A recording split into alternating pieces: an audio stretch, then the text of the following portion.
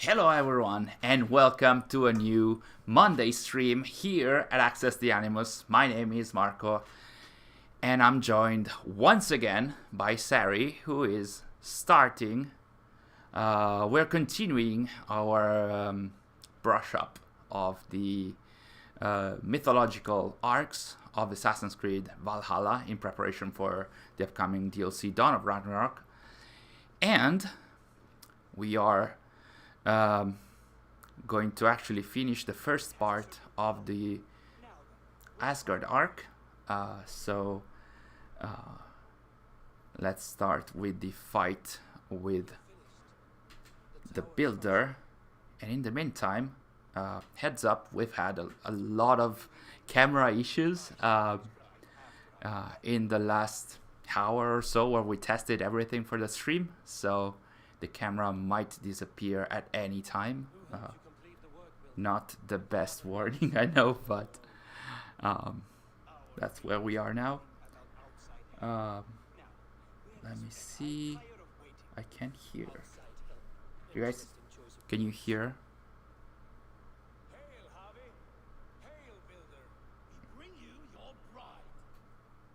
All right.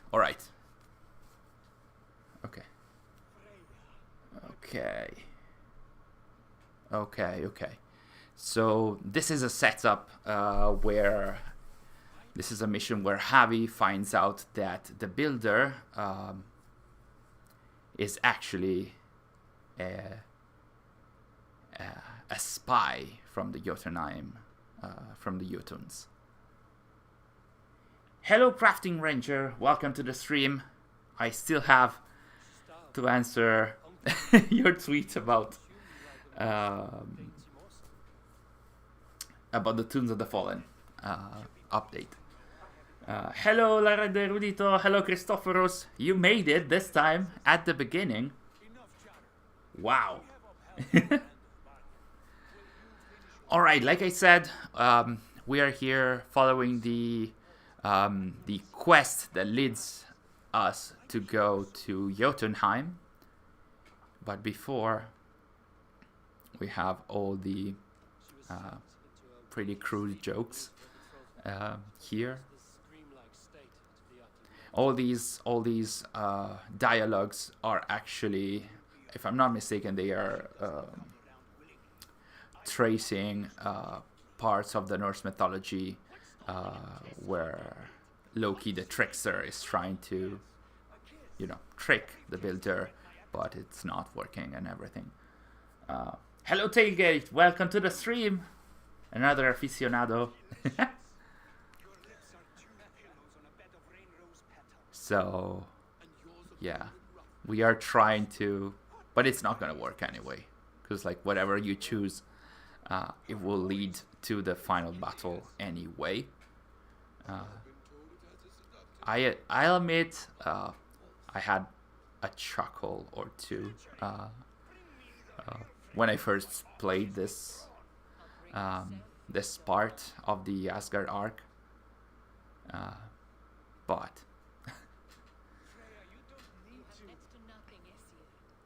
you have next to nothing, Aesir.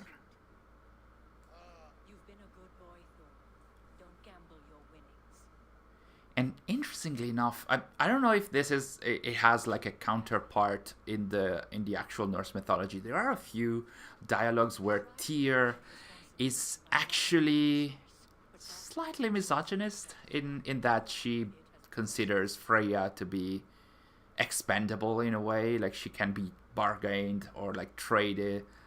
She can be traded in exchange for this tower, for this protection of Asgard. And again, we've seen how very full of himself Odin is, even in this arc, but he will be even more in the Dawn of Ragnarok DLC, at least for what I've seen. Did you start Valhalla from the beginning? No. Luckily, Sary had a save game exactly at the start of the Asgard Arc, so we started with our first Monday stream last week, the Asgard Arc was perfect, and then we had a new save when we ended last Monday. So yes, we're pretty lucky actually. Oh, okay. Much better if it's not misogynistic but racist. Hello Orpha, welcome to the stream. Crafting Ranger, do you think we may see Faravid's god? He's a sage in the new DLC as well as Freya's daughters. I'd like to see... should be called Freyr, if I'm not mistaken. That should be Thor's wife. I hope I'm not getting the mythology wrong. But yeah, it'd be nice to see the other Asgardian sages in Dawn of Ragnarok. Again, don't expect that to happen. I'm actually wondering how much the Ubisoft Sofia teams are going to to leverage from Valhalla's main game. Probably they're going to leverage from the Asgard and Jotunheim arcs. I would expect that. I wonder from the main game though, like from the Animus Anomaly cutscene. I wonder how much from that is going to actually appear or be used in Dawn of Ragnarok. If the Rift rumors are true, could Rift be revealed at E3? Hopefully. I was about to say yes, but I honestly don't know. I would expect that if Valhalla doesn't have another DLC planned for the second half of the year, I would expect Ubisoft to announce whatever the new project is, if it's called Rift or whatever, having more than one press site, like gaming press site, mention the code name. It does look like it's at least a code name. So that's probably the next chapter, whatever that's gonna be. I do hope it's going to be announced at E3 or Ubisoft Forward or whatever it's going to be called. Hello Xenon, welcome to the stream.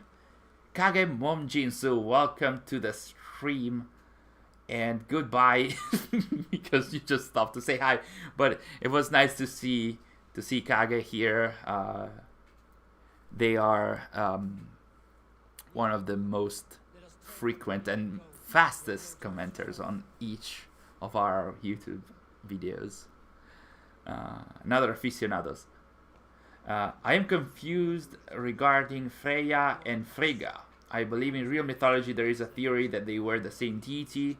However, I don't understand how it works in Valhalla. Were they both Odin's wives? Asked Orpha. I'm not sure if Freya is actually mentioned to be Odin's wife in the Asgard and Jotunheim arcs. Like, she's his queen, but I'm not sure if she's defined as a wife. We've seen that the Isu and Loki in particular, they are not necessarily faithful to their wife necessarily. So Odin could have another partner, or Freya was never a partner in the Isu lore and was just the queen of Asgard.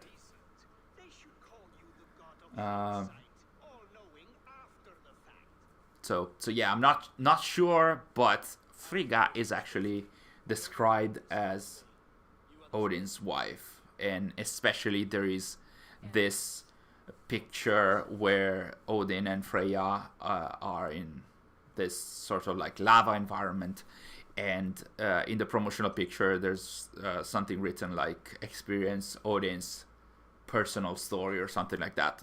So So Frigga needs to be somehow tied personally to Odin, probably more than Freya is, I guess. But yeah, like Lareda de Erudito mentioned, we shall see in the game. But Odin definitely preferred Freya. And now we're going to see how Sary is going to fare. Like, wow, the hammer is properly powered to attack the builder. So let's see how Sary is going to counter the builder's attacks. Daniel, how to enter Jotunheim? Within the Asgard Arc, you need to face the builder first, and then the story will prompt you to go to Jotunheim, and there's a proper door at the entrance, like in the far end of the Bifrost. There are several doors, actually. If you count them, there should be 9. They should be 9. Or actually 8. Those are the doors that should lead to the various realms from the Norse mythology.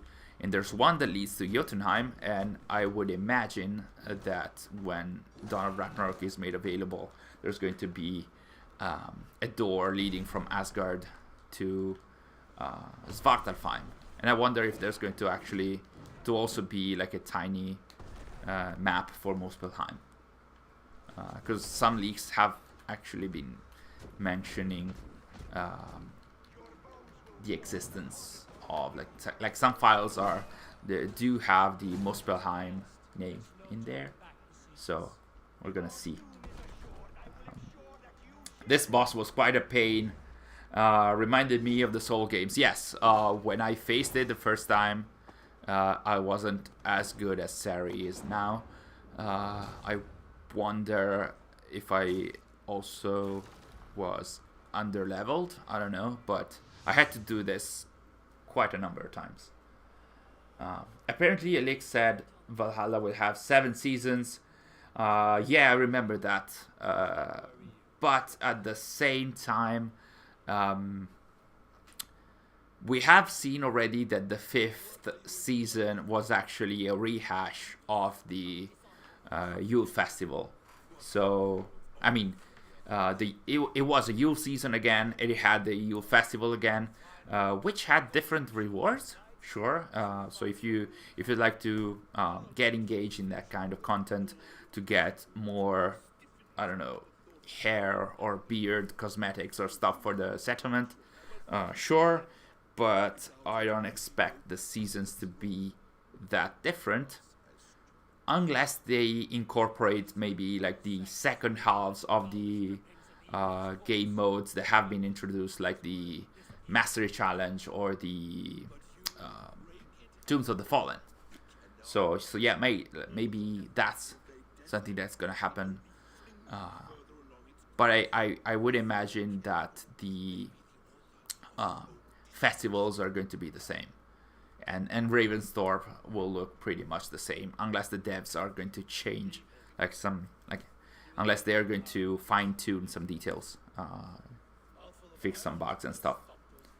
So Dawn of Ragnarok will likely have more bosses like Builder and Jupiter, considering its Norse mythology focus. Yes, I can say that for sure, because it's not just going to be bosses in the main story, but also there's going to be an arena with a lot of bosses there. So we can expect, I would expect at least some of the bosses that we have already seen in the Asgard and Jotunheim arcs, but also the ones that you can experience through the main story. I would imagine Glod, that is the son of Surtur, that we showed in one of our gameplay videos. Glod will probably be one of the bosses. In the deep dive trailer, we can see that Sinmara, who is the wife of Surtur, she is also part of a fight scene, a boss battle. Surtur, of course.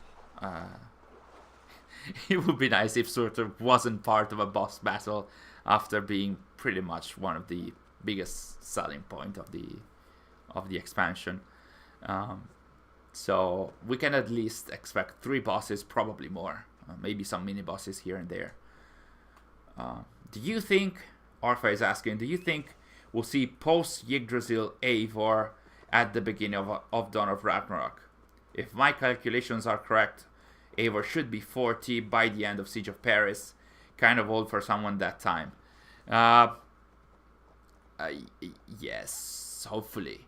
To answer your first question, I hope to see post Yggdrasil Eivor, because Eivor has, at the end of like the main game, Eivor has been able to repel Odin from her mind. That doesn't mean that Odin is not there in that, like, of course, like Odin's conscience is part of her DNA, so one way or another, Eivor, like Odin's memories are always gonna be inside of Eivor, but like within the Yggdrasil, she got rid of him. Like he's not going to influence her decision. That's what the ending of Valhalla, or that part of the ending, should represent. Like Eivor is free to go and follow her destiny.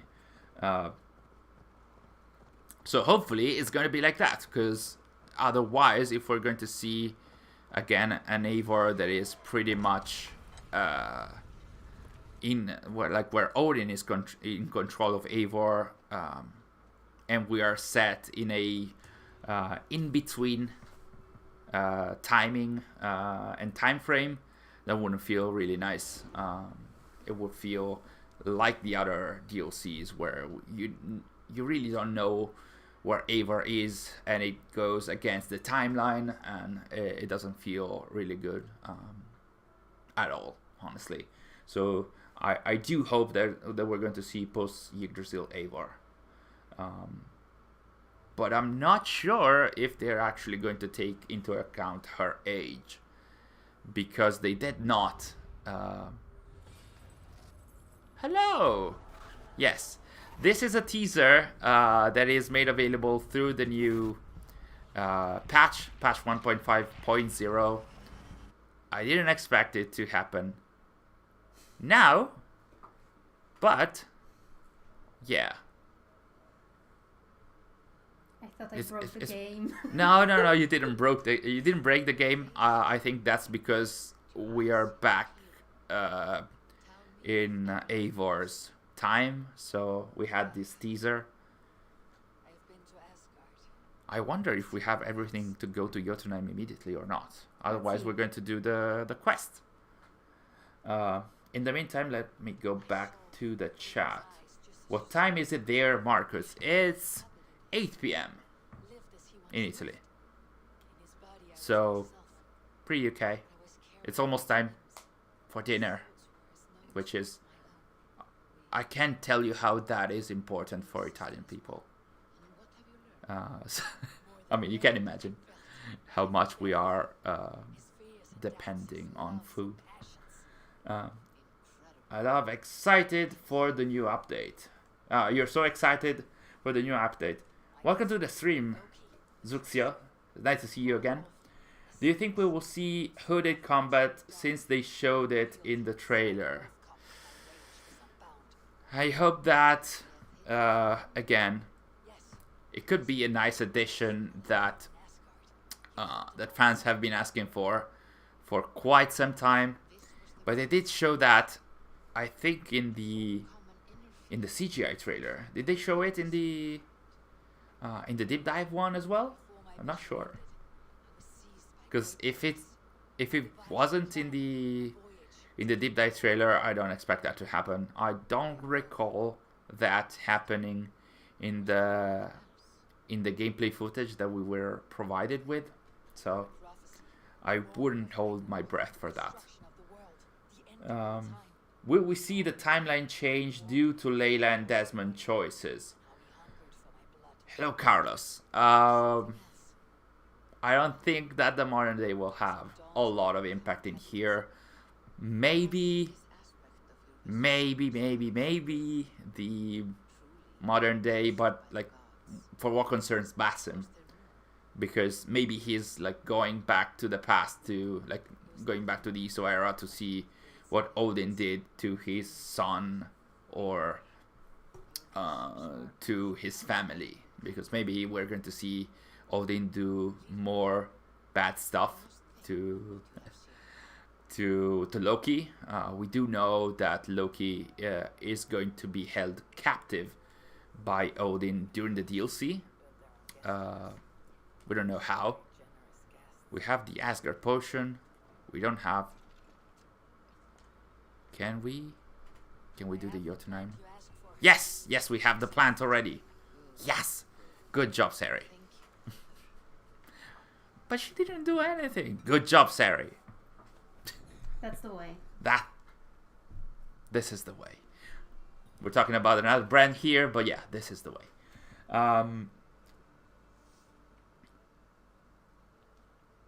Will you ever do a live with your old partner, Coso Delirante? It's been a long time. Such a long time. It's been a long time since I talked to him. Actually, it'd be nice to have a chat. You're talking about so many years ago, before Access the Animals. It'd be nice to go back and have a chat, honestly.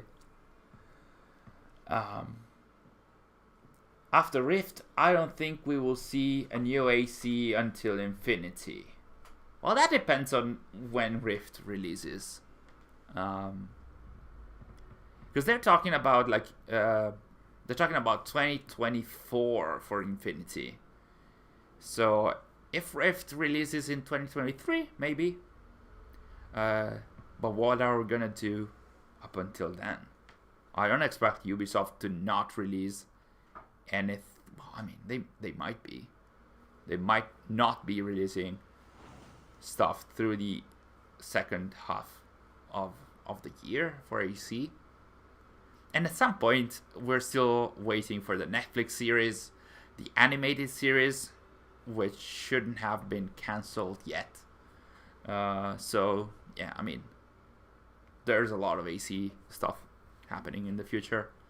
I'm actually really looking forward to Rift, if the information proved to be correct.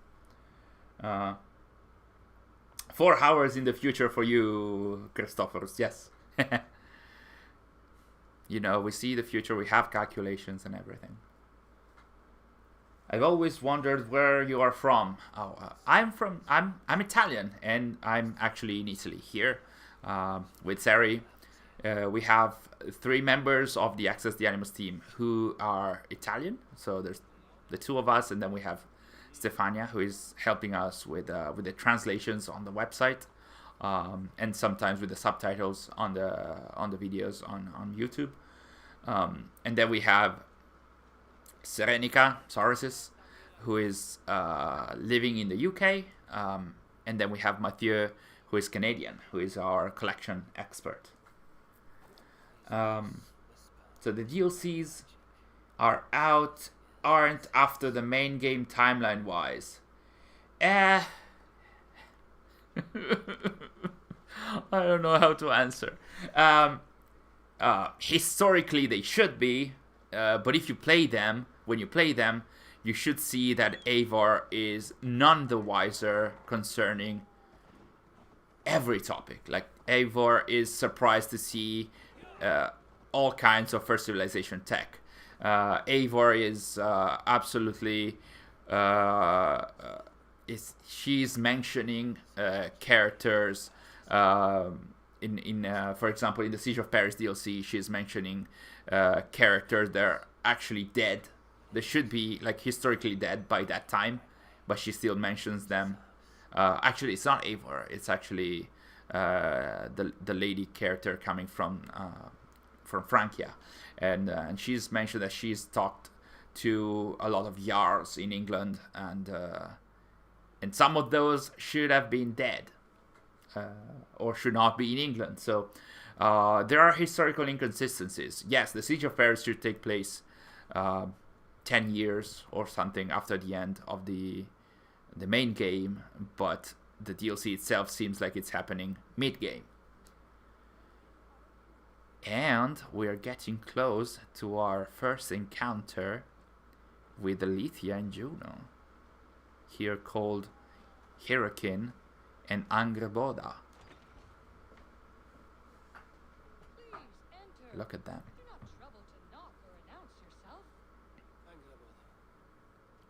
Do you expect them to happen, like to appear in the Dawn of Ragnarok DLC? I hope so.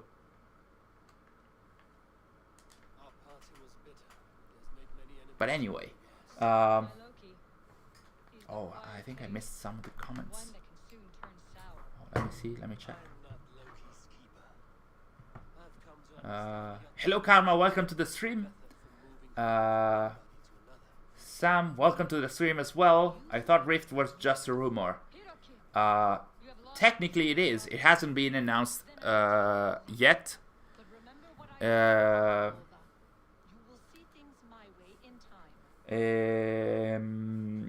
But there have been at least 2 gaming journalists, actually 2 press sites that have been mentioning the name Rift and also details about it. That would be Bloomberg and that was Game Informer? No? Eurogamer it was. Jotunheim is by far my favorite map of the game. Small, precise, well designed, perfect. Yes, I agree. I'm not like visually it's stunning. If you like the mythology visuals, they are. I do prefer the real world environments, but in terms of the way in which the map is handled, the points of interest, the fact that you don't have to travel that much to go from point A to point B. Like you said, it's small, it's precise, it's well designed.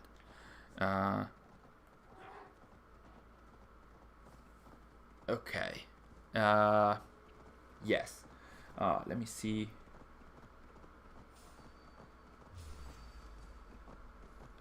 Okay.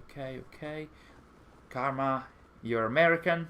We have a lot of American fans, actually. So nice to yes, we're always like having our content pretty much, especially on YouTube, in English. So I guess that happens.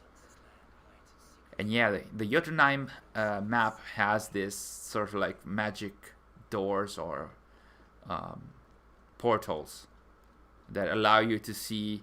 Like technically, this is amazing. I don't know if it's a wonder or not. I think it's something that, like, you being able to get there and the world changing this much in real time. To me, it's something like absolutely amazing to look at.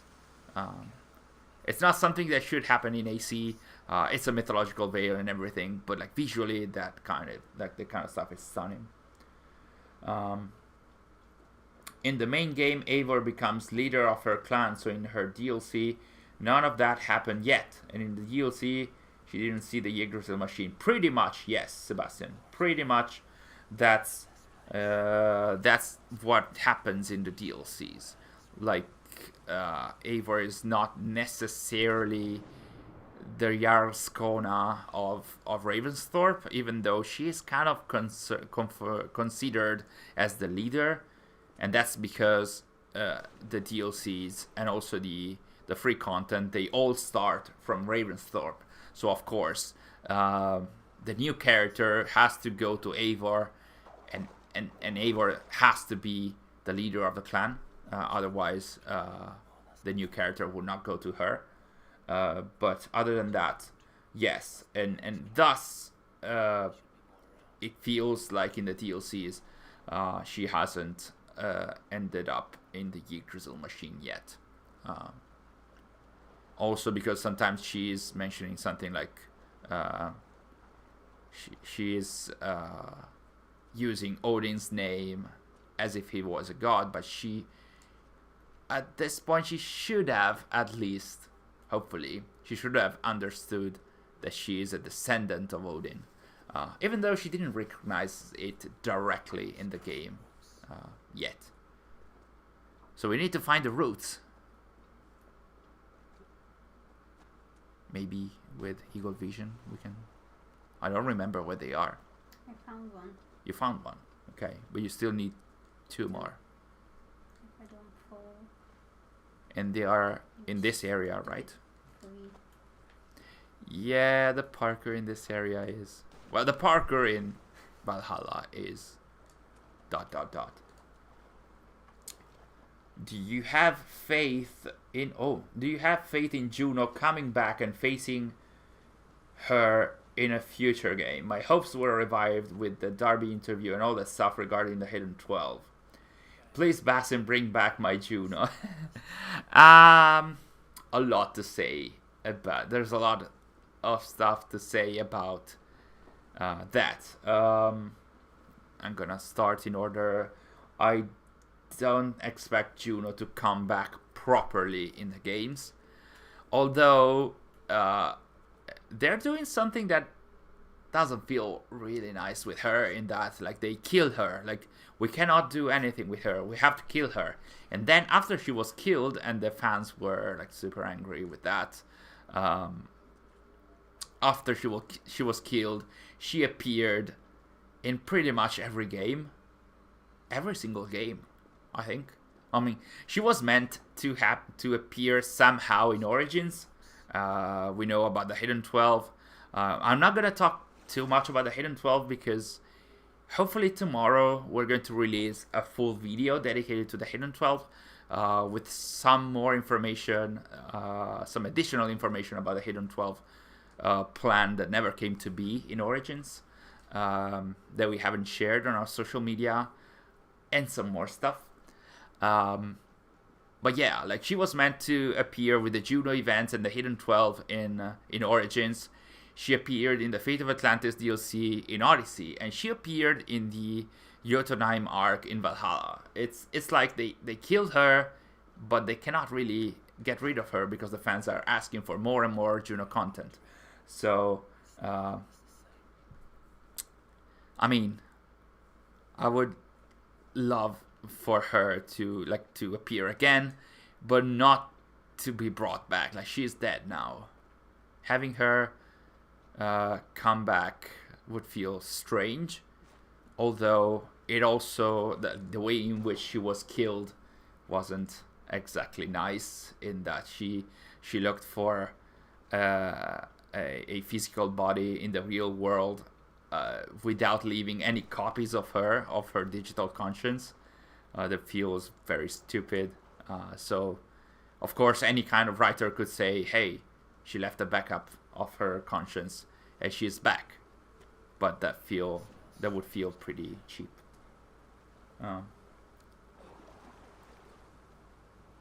Poof, and I'm gone. Will Eivor or the next hidden one become the Elden Lord? I don't know how to answer that, also because I haven't played Elden Ring yet. I hope I can play it at some point in the future, but I still have to play Horizon first, so it's gonna be a long way. I'm back. I just had my dinner, and for anyone that's wondering, I had chicken and potatoes. Oh, don't tell me that. Like, I still have to have dinner. Please don't tell me that. Okay, yeah, please tell me that. But okay, I could make another tweet to share the stream. I think we are like 1 hour in, or 45 minutes. Could make another tweet. In the meantime, if you guys have any more questions or want to suggest Sary where to go. Oh, you found all the routes. Who do you think you're talking to? All right, all right. Never question your wife, okay? Never, ever question your wife. She knows, and if you're lying to her, she knows.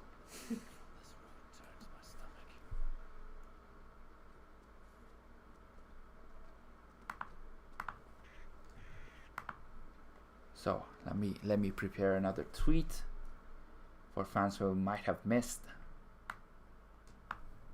the announcement.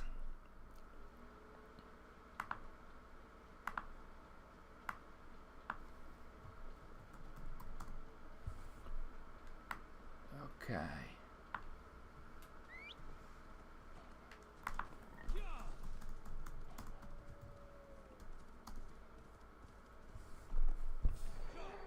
So, oh, you're going to bring the roots to Angerboda.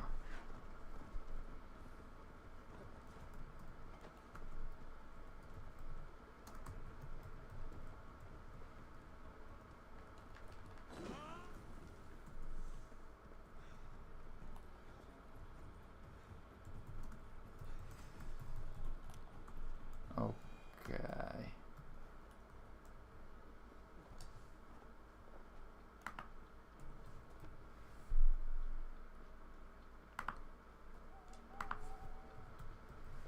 I call the thumbnail Facciona, which pretty much means big face.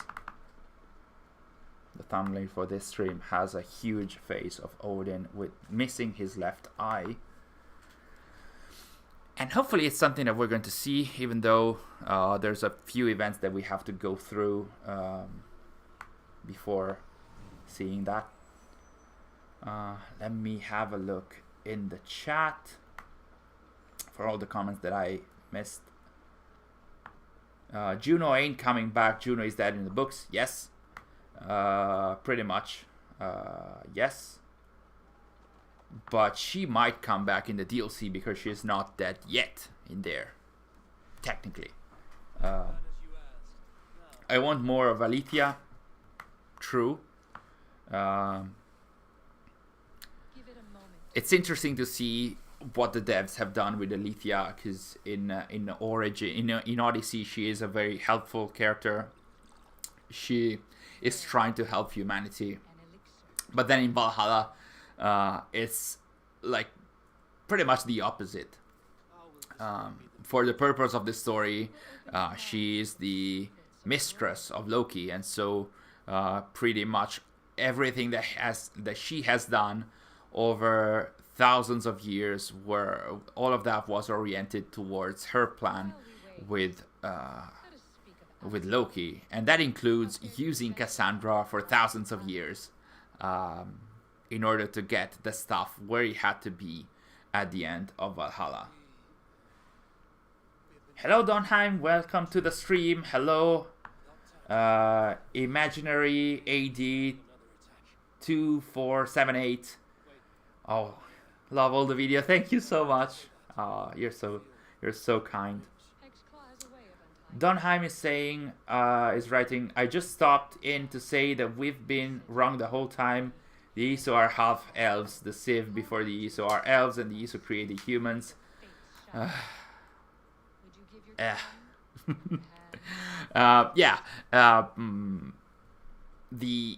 elves, or the Elven Runes, or whatever they are, that were mentioned in the deep dive trailer for the DLC, like for Dawn of Ragnarok. The elves, it's like these runes that the Isu of Odin's time are not able to read. These are like writings that have been done, that like it's script that has been written years and years before the time of Odin, Juno, Loki, Minerva, etc. So it could be like the Elven Runes. The Elven Runes are actually writings by the early Isu of the Isu civilization. Like the Isu civilization has lasted for 2,400 years at least. That's the count of the Isu era. So maybe these writings that the dwarves and Odin are finding, these writings are maybe remnants of the early version of the of the first civilization.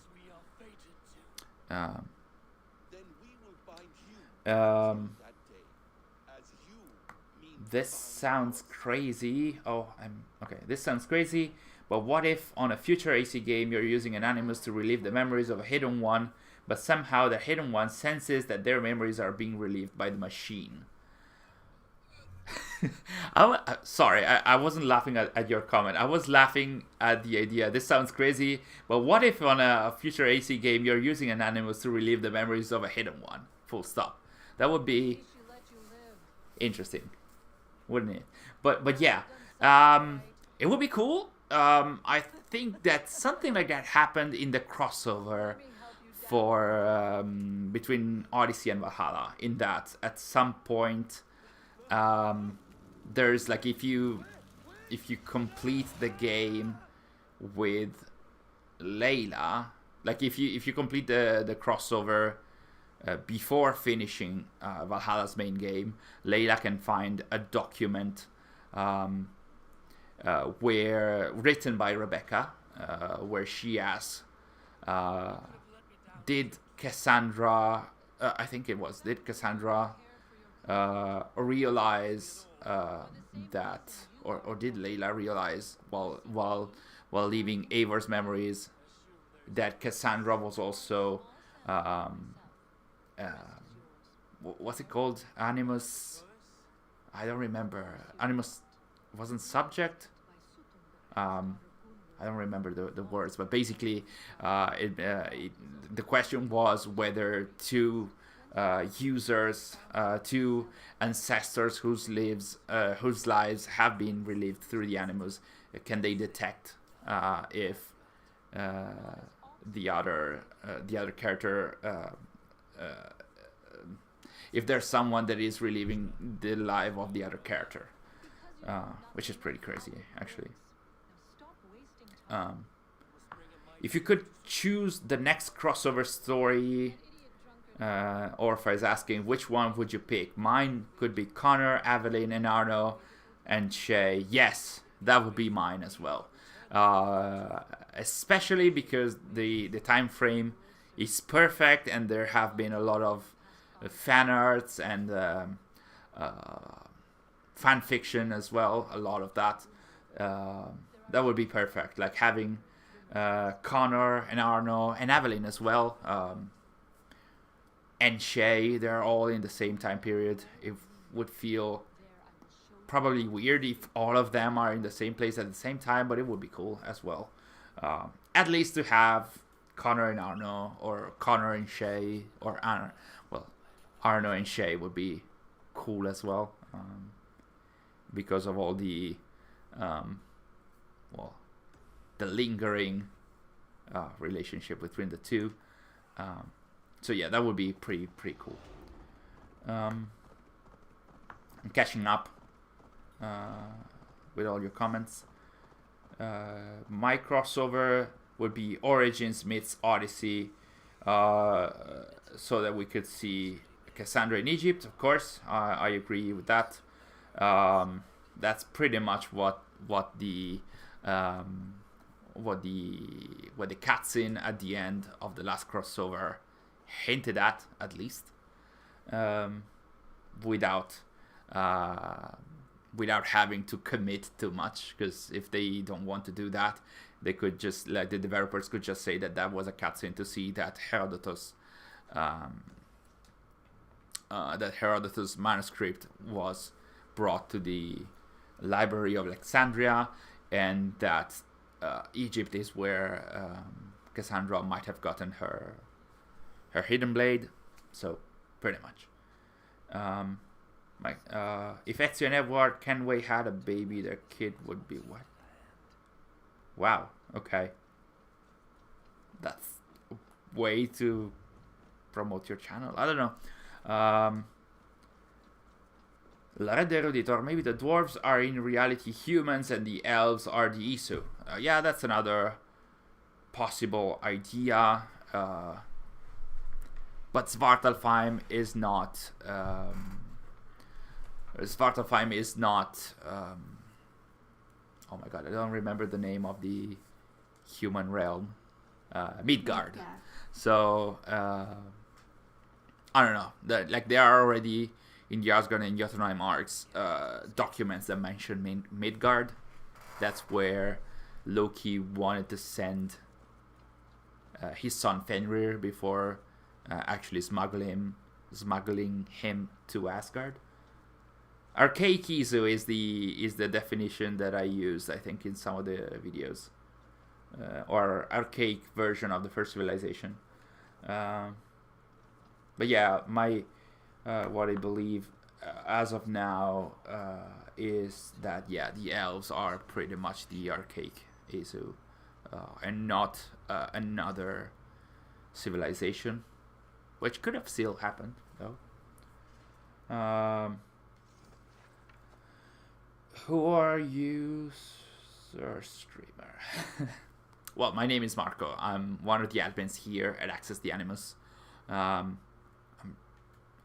the guy doing the videos here, along with the voicing and everything. Bye, Master. Bye, Zuxio. Thanks for joining us. Poof and I'm Gone says Assassin's Creed in Mexico. That'd be cool, honestly. It's been years and years that I've seen fan arts of Assassin's Creed in Mexico. I would love to see that.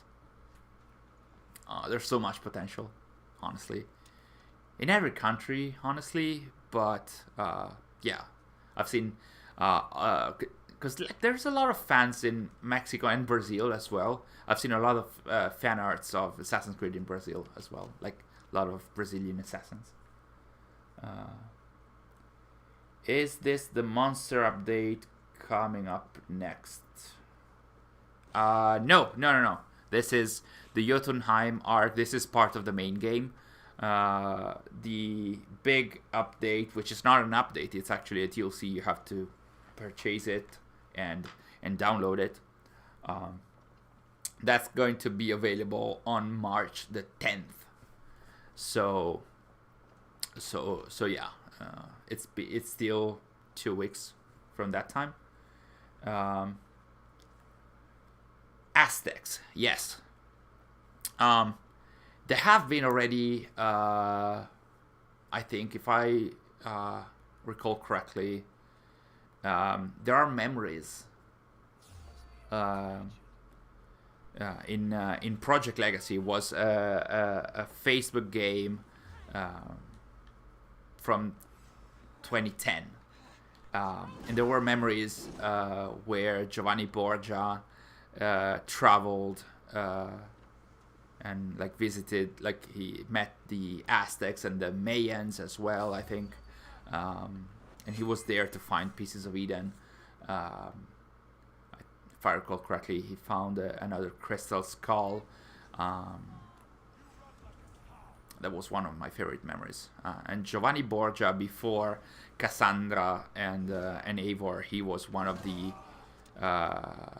characters in Assassin's Creed that had been in contact with the biggest number of pieces of Eden and First Civilization technology.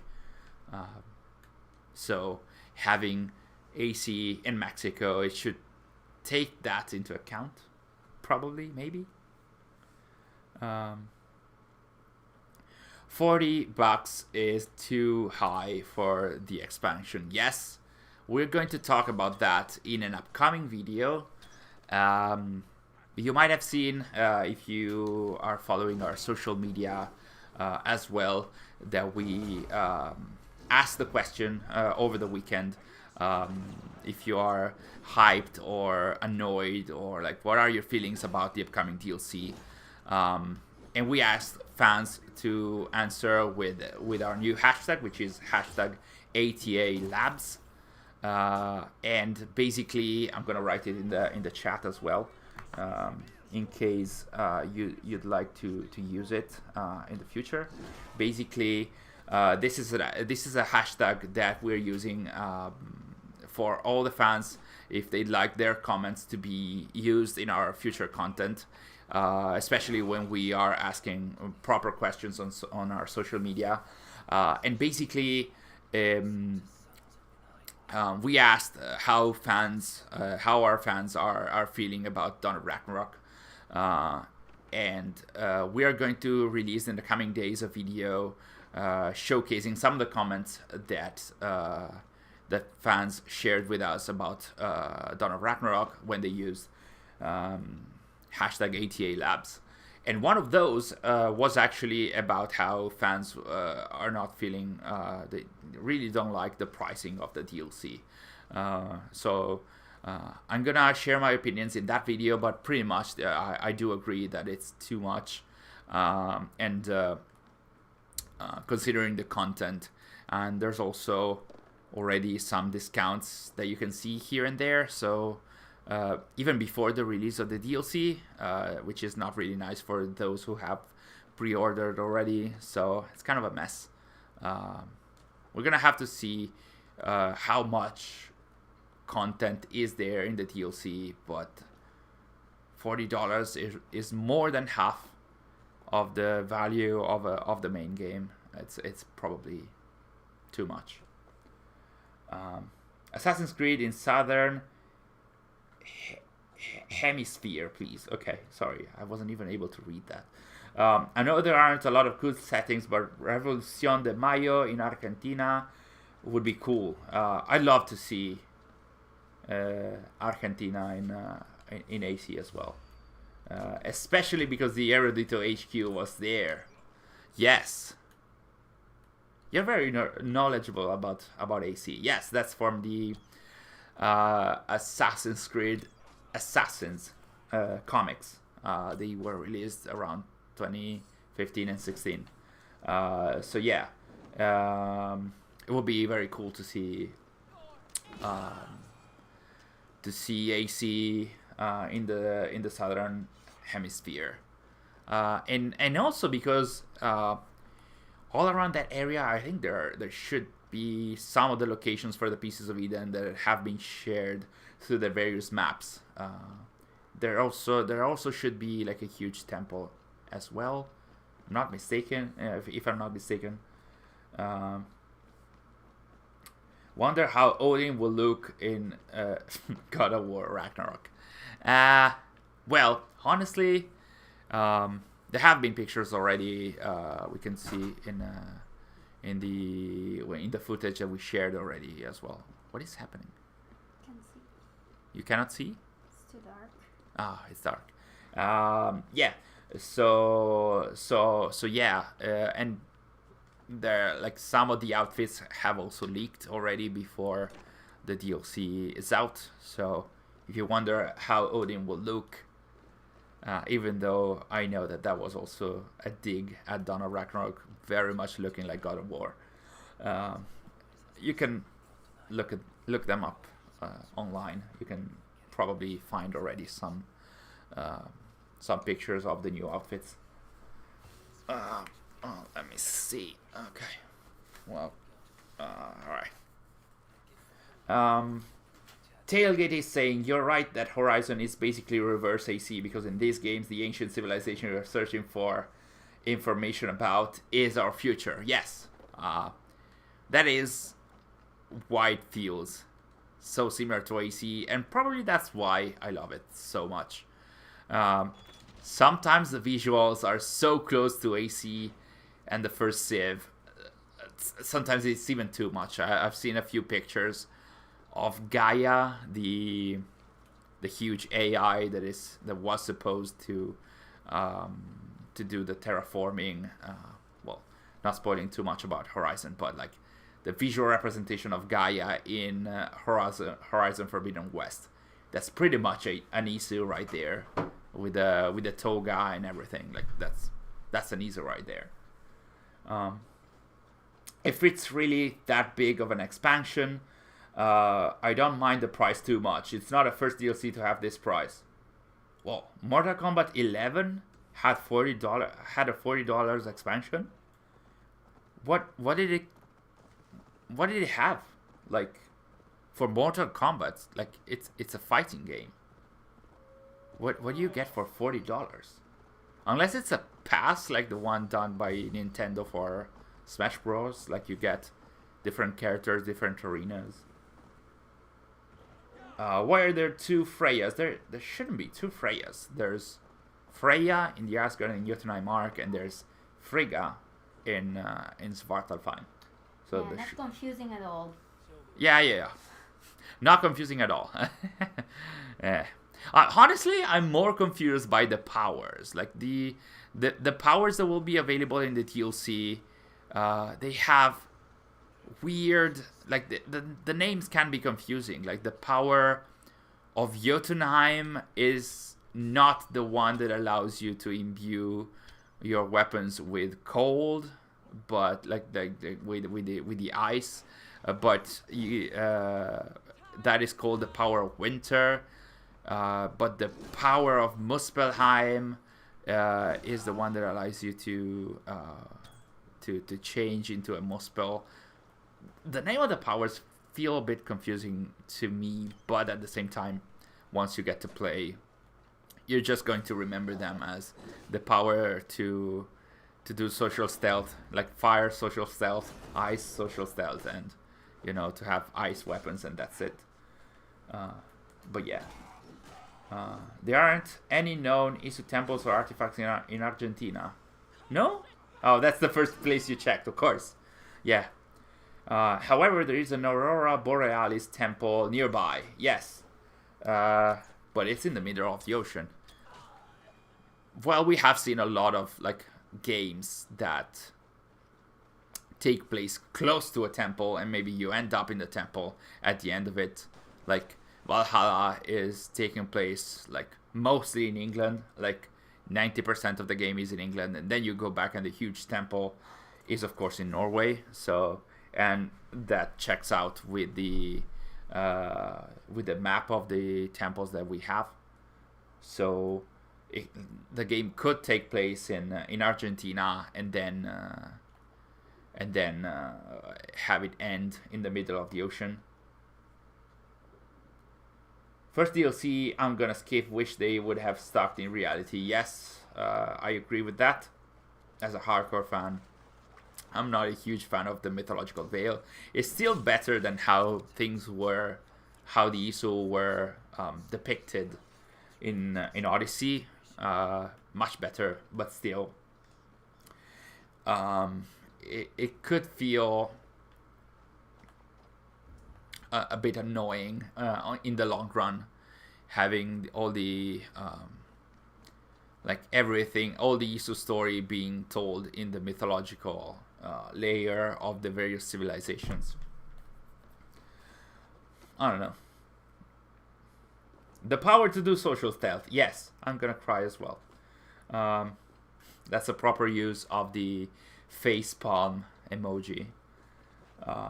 The vision that Minerva showed Desmond of what could happen if he didn't touch the pedestal. I can see the world being similar to Horizon if that had happened. Yes, absolutely. Yes, that's pretty much the waypoint to Horizon meets AC.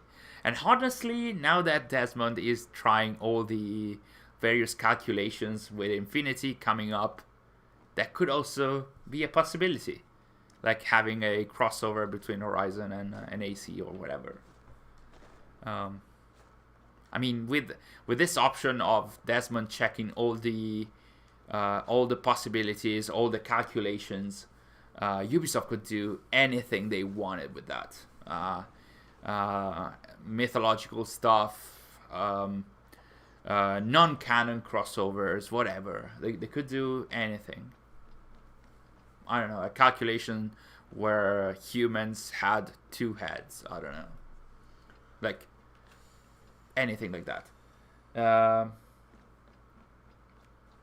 Argentina has at least one Isu temple located in the Obelisco.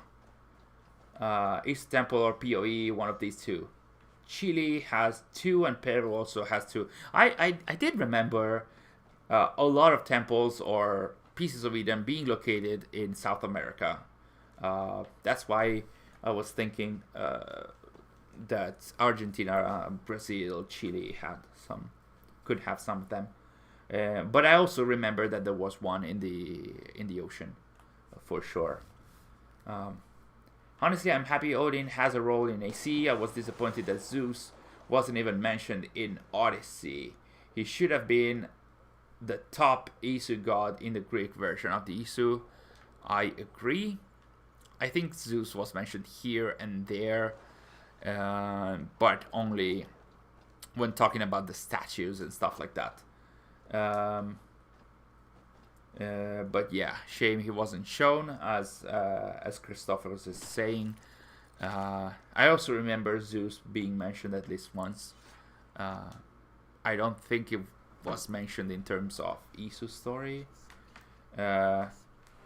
Zeus is supposed to be Jupiter, and he was meant to be Jupiter before the creation of all the various groups and sub-civilization of the Isu. Now Poseidon might not be part of the Greco-Roman Isu, or is he? We're not sure if Atlantis is part of the territory controlled by the Greco-Roman Isu.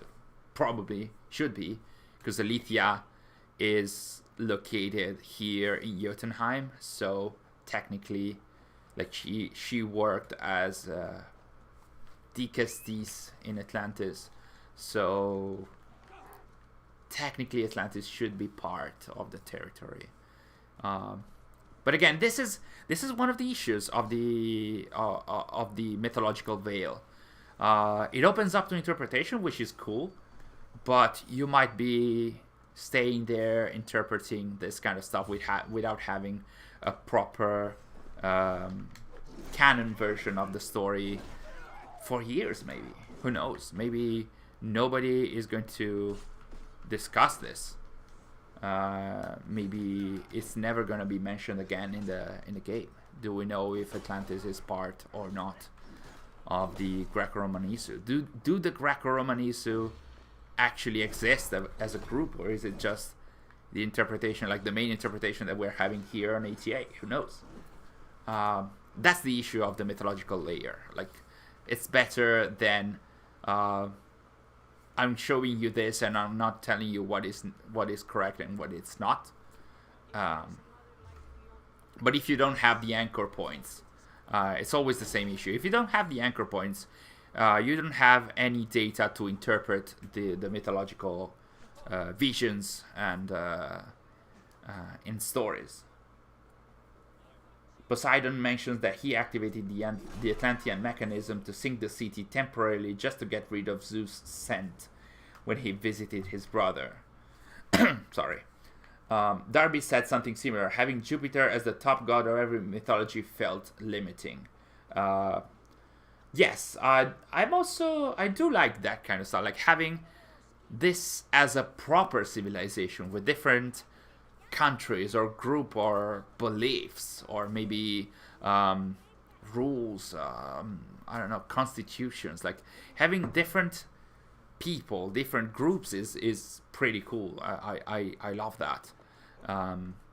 This makes it feel more like an alive kind of civilization.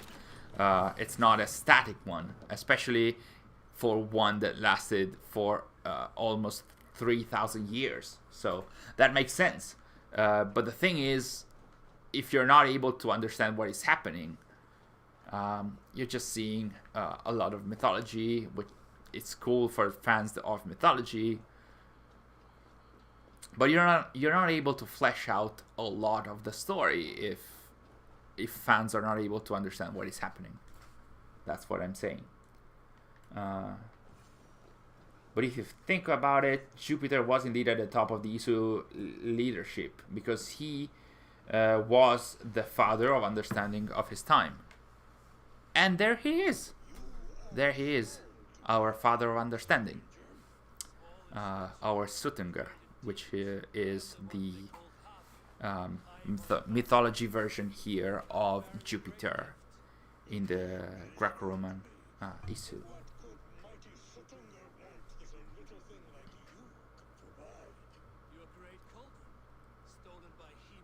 They tried to explain almost everything from Odyssey in Valhalla, but with Atlantis, Layla just says, I don't know what that was. Even Darby couldn't do it. Yes, I had quite the laugh when I saw that.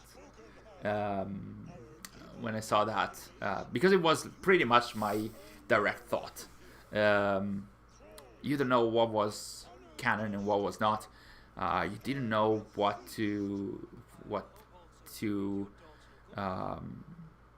consider to be part of the lore that would be built upon in the future and what was just made up by Alethea. Alethea actually says that's part of my memories and part of the simulation I just made up. So that was one of the moments where I felt very much immersed and felt represented in a way by Layla when she says something. I don't know what that was. I don't know. So, quick question to clear things up: the sphere that Desmond touched in AC3 that killed him, was that sphere the eye? Oh, or is that sphere the global Aurora Borealis device? That has been my crusade for years, and I'm making it like a huge fuss because I complained about that on social media here and there, but it really was a pet peeve of mine, like calling Connor and not Connor Canway. And basically, for a long time, a lot of people were they believed that sphere was called the Eye, and that's because in the cutscene at the end of AC3, Juno and Minerva do mention the Eye, and we're going to meet Minerva. The cutscene does mention the Eye, but that's not the device that was used by Minerva in order to look in the past and in the future. That device can actually be seen within the Grand Temple in AC3 during a dialogue with Juno. It's a huge sphere. It's much bigger than the one that you see at the end. And we are seeing Gunglodder's notes, entry 72. I love that. Sary is pointing that to me. 72 is it was an important number during the Ezio games, because that was the Cabal number that was used for so much stuff in all the Ezio games. I think that was of course an Easter egg. So yeah, what Desmond touched was the global Aurora Borealis device, and that's what triggered the defense that defended the Earth from the second disaster, from the new solar catastrophe. And when Desmond touched that, it activated again the Yggdrasil, and that's when Basim could get hold of it and then start and put in motion all the events that can be seen in Valhalla, pretty much. The idea of the device being the Eye was born from a misunderstanding coming from the character's interpretation in the cutscene. Yeah, I made a tweet when it was confirmed that the sphere was not the Eye. I was so happy, actually.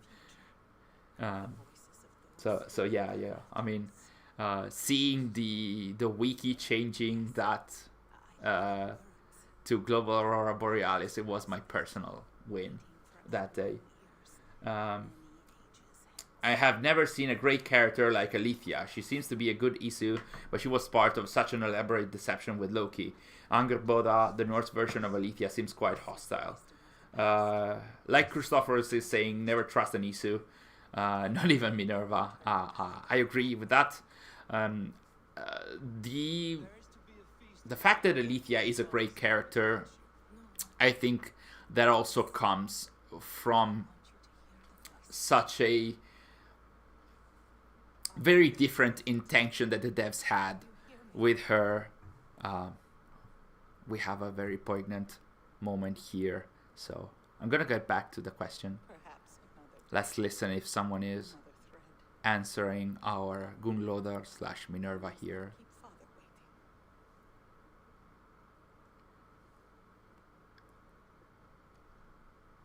I love this moment.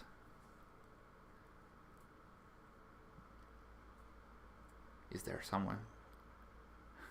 I love this moment because this is actually in the shape of an eye. So when you get in front of it and you see it, it's not immediate, but when you get it, that's an eye, and that's a representation of Minerva using the eye to talk to Ezio Auditore. That was genius. I really, really love that. But anyway, back to Alethea. As I was saying, Alethea is a character that looks and feels so different because it had a hugely different purpose in Odyssey and in Valhalla. Like in Odyssey, she was meant to help the humans. She was meant to be sort of like a resistance within the Isu. Like she was meant to be. I'm not gonna say mysterious stuff. I'm not gonna talk in mysterious way. I'm gonna talk directly to Layla. I'm gonna tell you how it is. She was meant to be like a rebellious Isu that is just helping the humans. That is just doing that for Layla, for Cassandra, and stuff. And when Valhalla came out, there was none of that. Like Alethea is Angerboda, and thus Alethea, they have a very different type of character. Like it's a very different type of character. She's more aggressive towards Odin, which kind of makes sense because she was a rebel towards the other Isu, but at the same time, she's kind of selfish in a way. Like all of this, it's revealed that she did this for. She did this only for herself and for Loki. Like, we still have no proper idea as to what Loki and Alethea think of the humans right now. So, because like Loki is very much focused on his family and on getting his revenge on Odin. So we don't know his thoughts on the humans. Interestingly enough, I think we might be seeing it here at some point.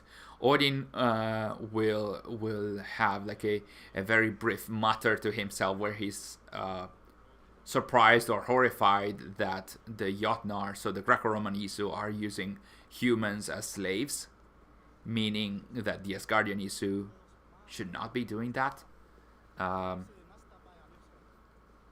So I wonder what is now the current stance by Alethea and Loki on the humans. Probably. Maybe.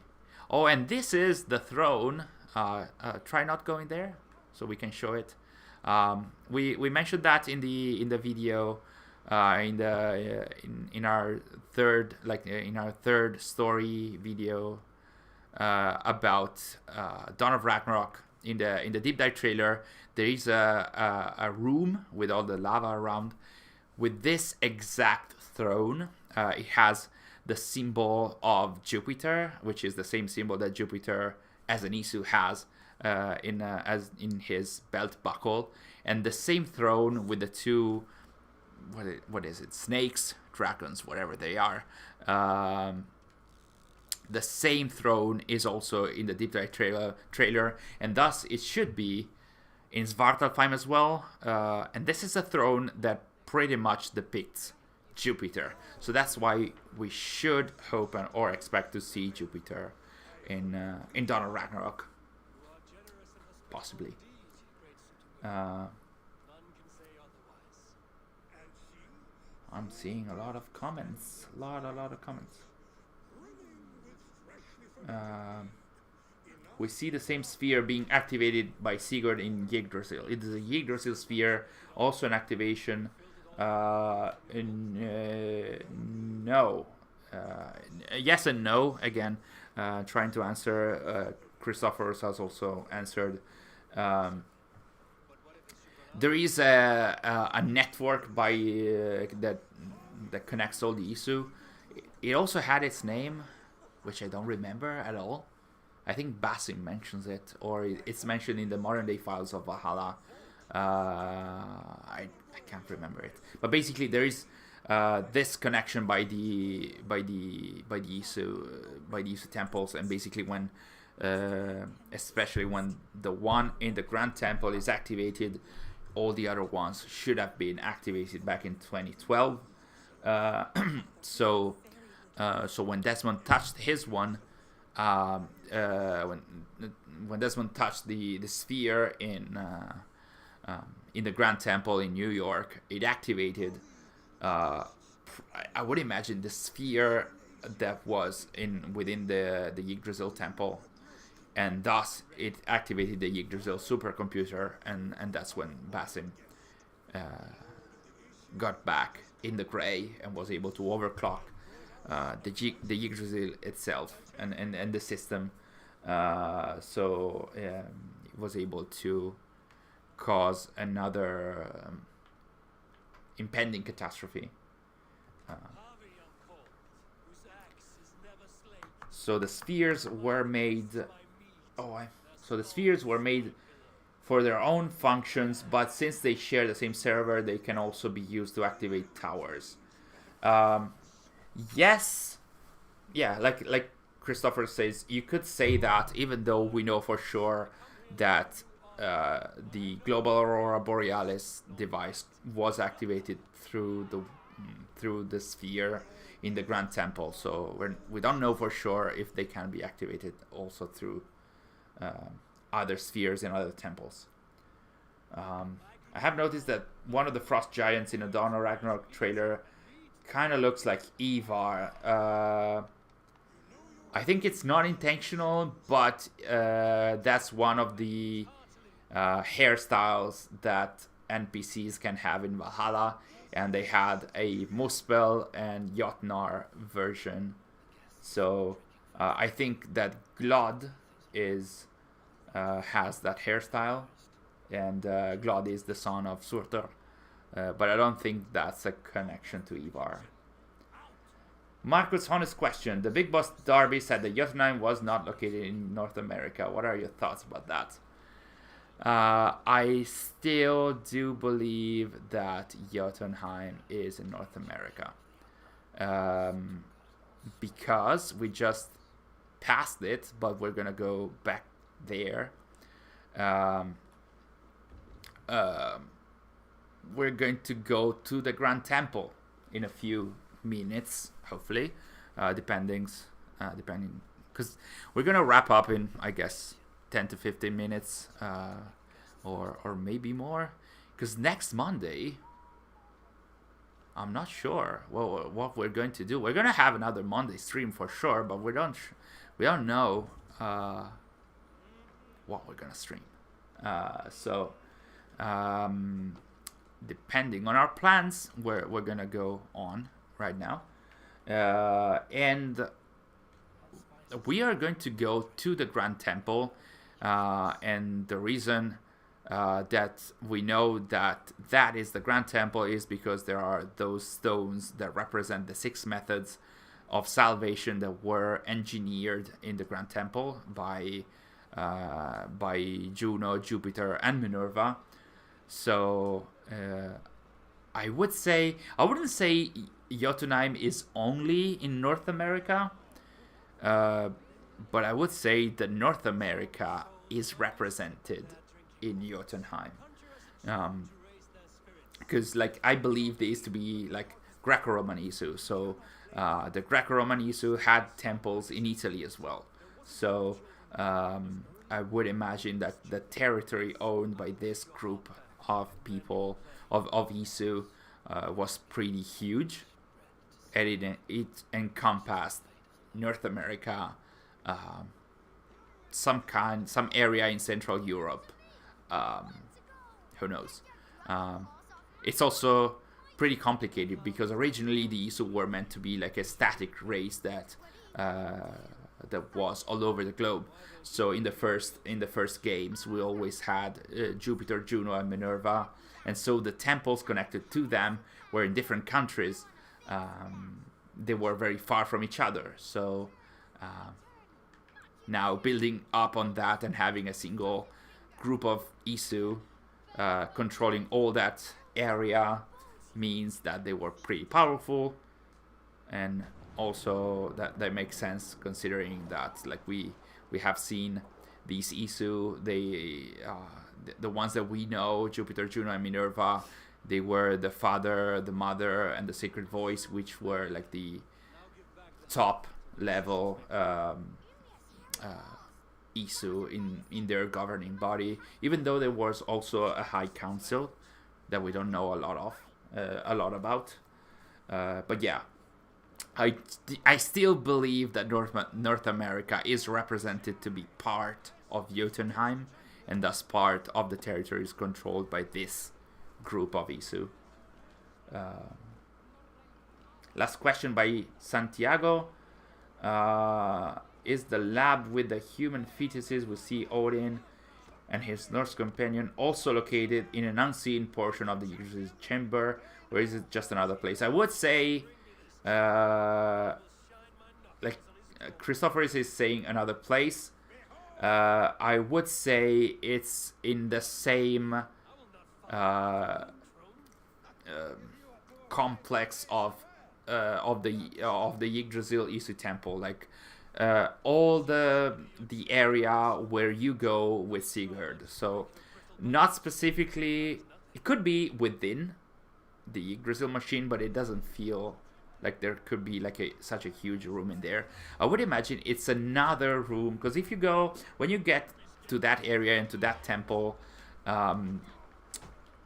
there are a lot of like 3 or 4 closed doors, and it could be in any area there. So I would imagine it's in the same complex, but not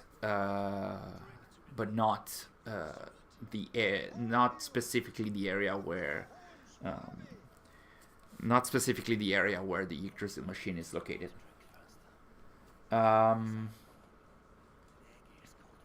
Exactly, because the Yggdrasil tree, the huge machine, is nowhere to be seen in that cutscene.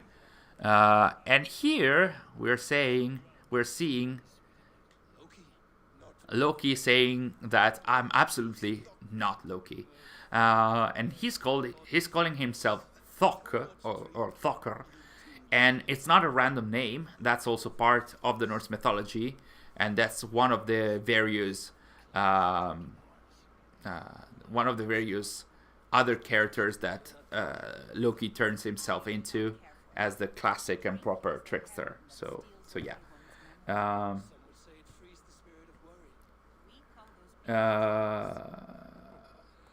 Mimir should be located in North America, and the Norse Isu's HQ were in Norway, if not close to Norway. Yes, it could be North America.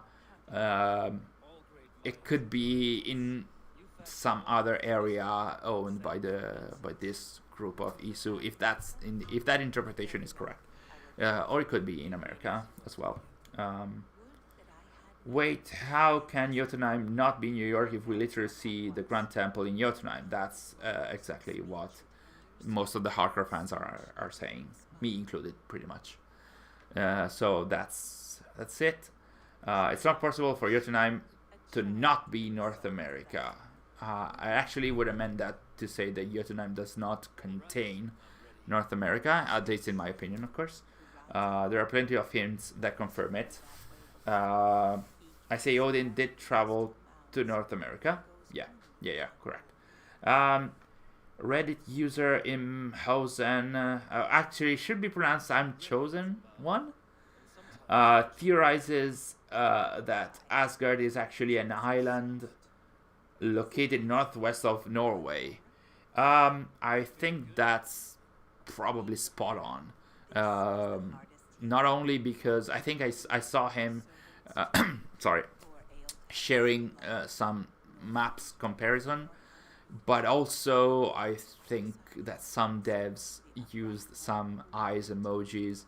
I'm not sure if that's going to be confirmed directly, but I guess that was their intention or their inspiration. So I'm not sure that could be changed in the future or not be talked about at all. But I think that as a theory, that's spot on. And the devs use those emojis, which is pretty elusive. Oh yes, you have to do the archery while drunk. And then I think you are almost done here. I think Jotunheim, or at least Utgard, is in Rome. I get why people think it's the Grand Temple. Also, Jotunheim doesn't have to represent exactly one single place. For example, Mimir could be Yggdrasil. Like I said, Jotunheim doesn't have to be one single place. I do agree with that. I'm not sure if Utgard is in Rome because of the Grand Temple, pretty much. That's the single reason. Like, if the Grand Temple wasn't there, or if the hints weren't so specific, if the hints weren't so direct. You can't hit it? No. Oh, that's because of the archery not working. Can I try? No. All right. Like I said, don't quarrel with your wife. And it is, yes, we are clocking in at around 2 hours now. No? Less than 2 hours? 1 hour and a half? Oh, Sary is making a lot of Italian gestures to say, what are you saying? Something like that. See? Is the giant tower on the Jotunheim map supposed to represent one of the four towers that produce the shield? I think so. Or not. The tower that the builder is creating, I don't think it is. Because that's like a... first, that is in Asgard, so no. But the one that you can see in Jotunheim that is atop of this temple, yes. Absolutely, yes. That's also my theory. That's one of the towers. And I think Juno also mentioned that back in their times, they were trying to do the first tower. They did the first tower, but they weren't able to complete the project. And I think that at some point in the Assassin's Creed 3 game guide, there is a confirmation that the tower method was the one that was able to repel the solar flare. So I would imagine that the tower that is atop of this temple that you're seeing right now, where we are here, that tower is the one that the Greco-Roman Isu were able to build, but wasn't successful because it wasn't enough. What? Darby confirmed that the towers are deep underground? Okay. I must have missed that. Wow, okay. So the theory is not working anymore.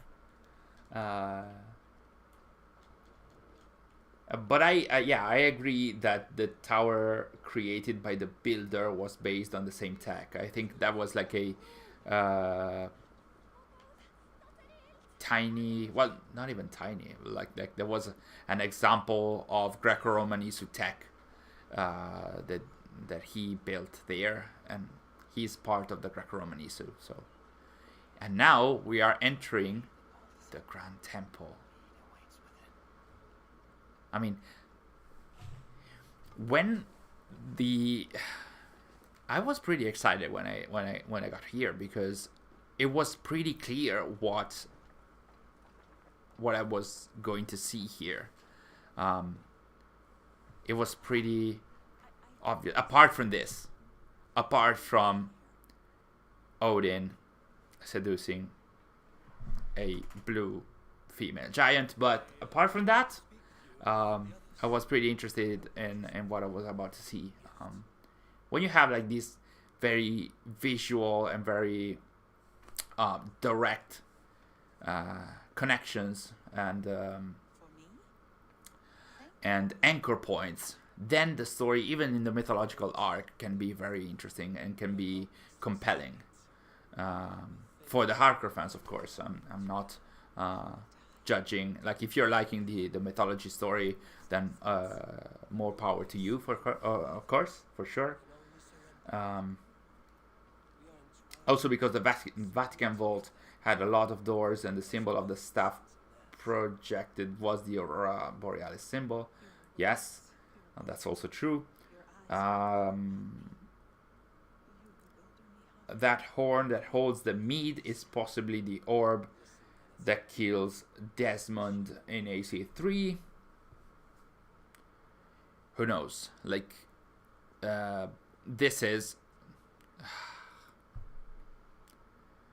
Does it have to be slow? I guess it does. Maybe. I thought the towers were just some super remote places, and that's why nobody has seen them yet.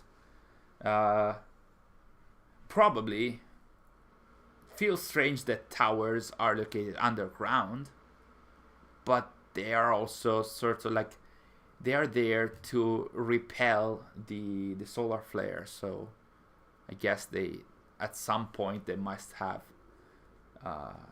projected something that was there to repel the flare.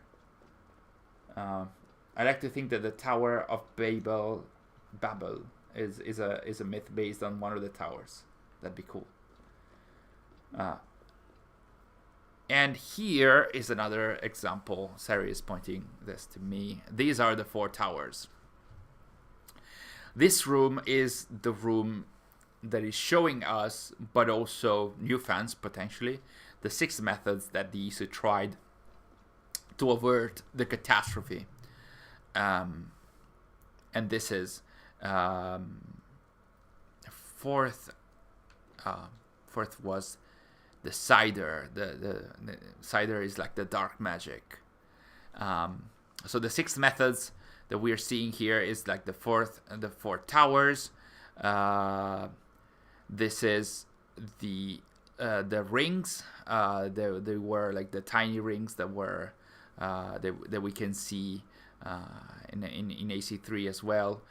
Here we see the apples that were planned to be shot in the atmosphere, and through them they would have turned the desire by the humans and the Isu to be saved into reality.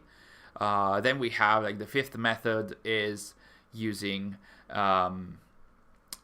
technology and mix it with the human or Isu flesh in order to be able to resist the consequences of the catastrophe. And then we have the 6th method, where pretty much you transfer your conscience in another vessel. And then this is the mead that is representing the 7th method that we didn't know up until Valhalla, that was introduced with Valhalla, and that pretty much is the one. Well, it was introduced in a way, in another different way in AC4 with the idea of the sages, because the 7th method is again a different view on the idea of the sages. So Juno watches Odin making out with Minerva. Did you really? Can people who bought the DLC play it early? I have no idea. I'm not sure if there's an early access if you pre-ordered. There might be, like Christophorus is saying, there might be some early access for influencers, potentially members of the Mentors Guild. We don't know yet. Star players potentially as well. What do you think of that method that was to make the humans think, make us safe? I love that. Isn't that too philosophical or metaphysical for AC? I think we're going to be joined by our dog. No Dasha this time. Isn't that too philosophical or metaphysical? Yes, when I saw that the first time, especially because I didn't realize that the seeds for that had actually been introduced in 2010 with Project Legacy, and it wasn't just made up by the AC3 developers. And actually it was mentioned also in Revelations as well. The fact that the apples can turn a thought or an illusion into actual reality is pretty cool. Probably very too powerful for something like that in this universe, but still, there was a memory in Project Legacy where Giovanni Borgia, using when he was a kid, using an apple, he was able to create, I think it was a bird or something out of thin air, and then Altair was able to create illusions of the assassins in Masyaf, and those illusions actually killed the enemies. So there had been seeds here and there already mentioning that the apples could turn a desire or a thought into reality, and thus it is a bit metaphysical, sure, but it also it was part of AC already. AC3's official guide says a little more about the towers. Darby confirmed the towers are being underground on Twitter and nothing else. Also, could the Templars were they trying to use that method with their satellite? And that's why Juno showed Desmond that the satellite failed. Not sure. Maybe it was her plan for sure to make sure that Lucy died, but at the same time, hey Giacomo, welcome to the stream. Benvenuto allo stream. Hey Six Keys, welcome to the stream. Like I said, it was retconned in AC3 that it was actually Desmond that wanted to actually kill Lucy. So yes, Juno showed him what would happen if Juno got hold of the apple, but it was still Desmond's choice. Probably a Sergo were, but for some reason it failed. It remains to be seen. People theorizes that the apple has some limits. Maybe the cold of space render them useless. If I recall correctly, unless I'm mixing the explanation for the methods, they say it's something like Juno says something like we were not able to direct the beam, as in they wanted everyone to desire the same thing, that would be the safety of the planet Earth, but like having so many desires of all the people on the planet was very difficult to direct that towards the apples. Maybe that's what Juno was meaning back then. Don't be sorry to ask the questions. Keep asking questions, Santiago. I do love answering those, and I see that like Christophorus is also engaging in all these questions as well. So to speak the words, yes, exactly. That's the thing. Like the issue for that method was they needed, if I recall correctly, they needed more artifacts, they needed more apples, and they weren't able to do that anyway. And when one of those were, like, a number of those were sent to the space, in space, one of them ended up on the moon, and that's where the humans found them when with the American landing on the moon. So that bit of Juno lore actually tied very well with the glyphs in AC2. That was pretty cool. You're welcome, Christophers. I'm happy to provide new perspectives. Doesn't mean that my opinion is the correct one, of course. It's just a theory, as usual. So the question by Santiago is, why did Haytham Kenway have to find the Grand Temple in the 1700s if the Order of the Ancients, specifically Gorm, found the Grand Temple 1,000 years earlier? Well, first of all, Gorm died, so probably he might have not been able to get back to the other members of the Order of the Ancients, and also there's a good chance that that information might have been lost in time. Plus, the Order of the Ancients and the Templars are, while one rises from the ashes of the other one, they're very different takes on the Templars. You know, they're very different takes on these kind of characters. So, judging by how King Alfred despises the members of the Order of the Ancients of his time, I wouldn't expect the new Templars, at least the ones in the Dark Ages, to be very much interested in what the original Order of the Ancients members had to say. Like for Alfred of England, the father of understanding was the Christian God. Like, it wasn't anything connected to the Isu, anything connected to the Isu society or anything. So you can read that in the document found in Alfred's study. A game theory. Yes, I was about to say that, but it's it was too easy.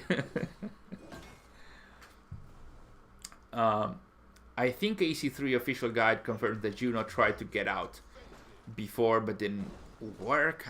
Maybe it was mentioned there. But yeah, there is a very important passage in one of the visions that Connor has when he touches the crystal ball in front of Juno. And basically, Juno is telling Connor, you have to stop. And there are pictures of Haytham and the other Templars with a cannon in front of the Grand Temple. You have to stop at the pitch perfect, precise moment to see the pictures, because they appear very, very fast. But Juno is telling Connor, you have to stop them because they are trying to open the gate ahead of time or something like that. So Haytham wanted to go there because he was addressed to go there by his Grandmaster in London, and who had found Edward Kenway's journal with all the information about the Grand Temple. So pretty much they are trying to just investigate what is happening there. They want to use the Grand Temple, not knowing what is inside. They want it as a weapon. So the Templars of the 1700s, they want to go to the temple to use it as a weapon. And so it's absolutely clear that back then they didn't know anything about what was inside. And Juno didn't want the Templars to open the gate before the actual time, because Juno needed Desmond to be there in 2012 to open the temple, and then to sacrifice himself so that she could get out of the temple in 2012 and not before that. So it was all tied together. And now we're about to see the most important sequence and scene in the Jotunheim arc. Caution, there might be some visuals that are not for everyone about a specific eye. You might know what that is about. Yeah, it doesn't make sense that Hatham gives up on opening the Grand Temple. Like at some point he decides let's just not do that, which is pretty but yeah. Hello Zuxio, welcome back.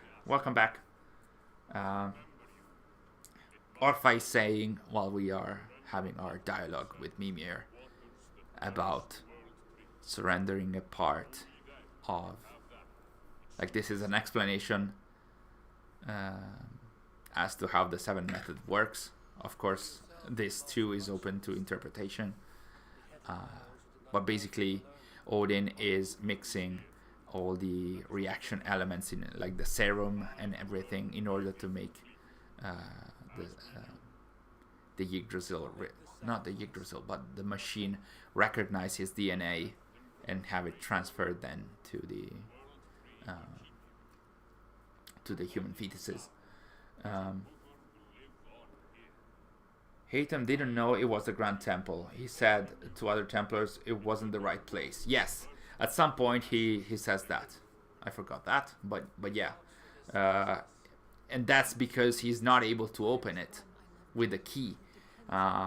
Like, that's a mismatched information. Like, he believed that the round key with the Ouroboros designed over it was meant to open the first gate, but actually that's for the final gate. He needed an apple to open that, and he didn't have that. So he believes it's not the right place, but it was. So that also played into Juno's plan.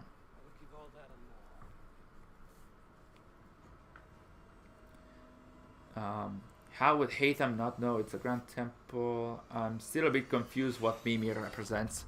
Same, I believe it's some kind of artificial intelligence, because it talks very mechanically, so it's not an Isu per se, or maybe it's an Isu that already transferred his conscience either within the Yggdrasil or within another machine. So it's an Isu that already it's an Isu that already used the conscience transference method in a way. And that's why there's only his head. It's a representation of his conscience, I believe. And it's telling them how to be able to transfer their conscience as well, but through human fetuses, like human vessels. Wolfie, welcome to the stream. Wolfie's here as well. He thought the amulet would work, but it didn't. He was missing the apple, like I said. Yes, exactly. It has Isu script and symbolism on it. What? Those were, I think there was just Norse runes. I never looked into them, but I don't think they have any specific meaning. The Templars only knew it was an Isu vault. They didn't know it was that important. Yes, exactly. It had Isu symbols, but it wasn't like Grand Temple here. Exactly. I wonder if we will see Mastery Challenge and Tombstone of the Fallen Part 2 this year. Yes, I hope that. I don't know that, but I hope that. Especially because otherwise they haven't announced anything about year 2 other than Dawn of Ragnarok. So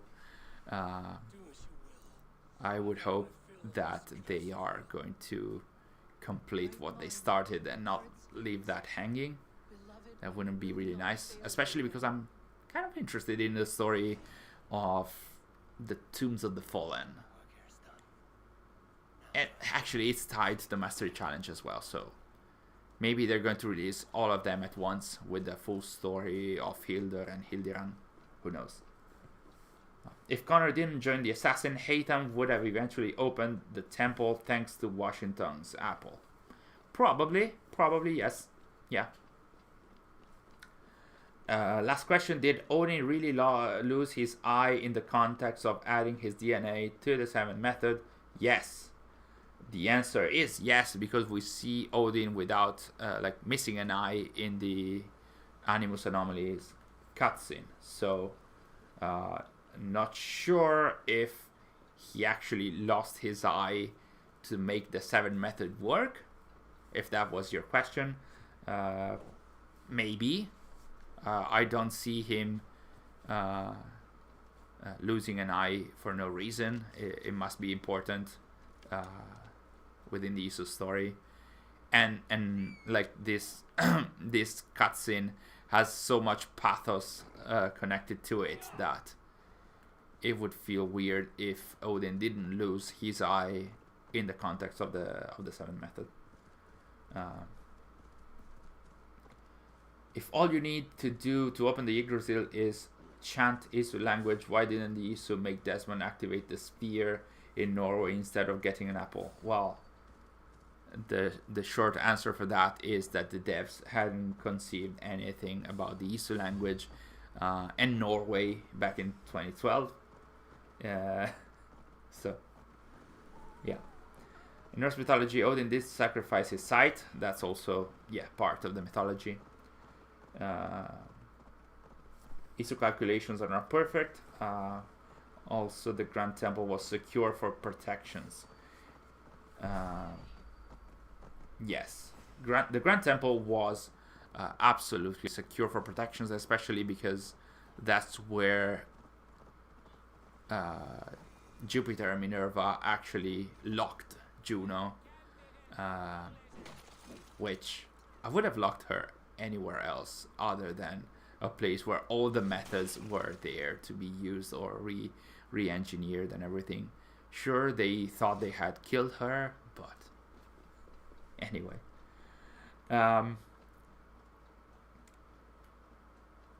Stop trying to break the lore.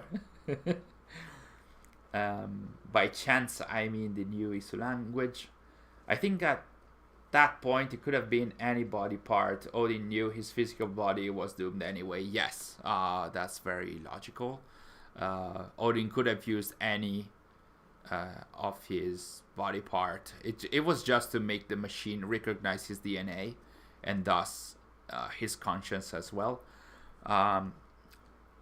But yeah, of course, it's Odin, so in the mythology he lost his eye. So the writers, Darby, but not only him, they made the story so that Odin could lose his eye to make the method work.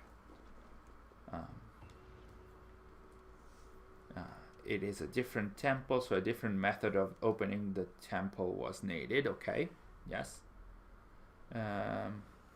Desmond was only about for the massive solar flare in 2012, as mentioned by Rebecca and Layla. She was still working at Abstergo. Yes, back in 2012. All these stories hadn't been told yet, so of course, every time they introduce a new character, the devs have to backtrack and make them part of the established story. So yeah. And I think we have completed the Jotunheim Arc. Sary, you were a master this time. Like, wow. You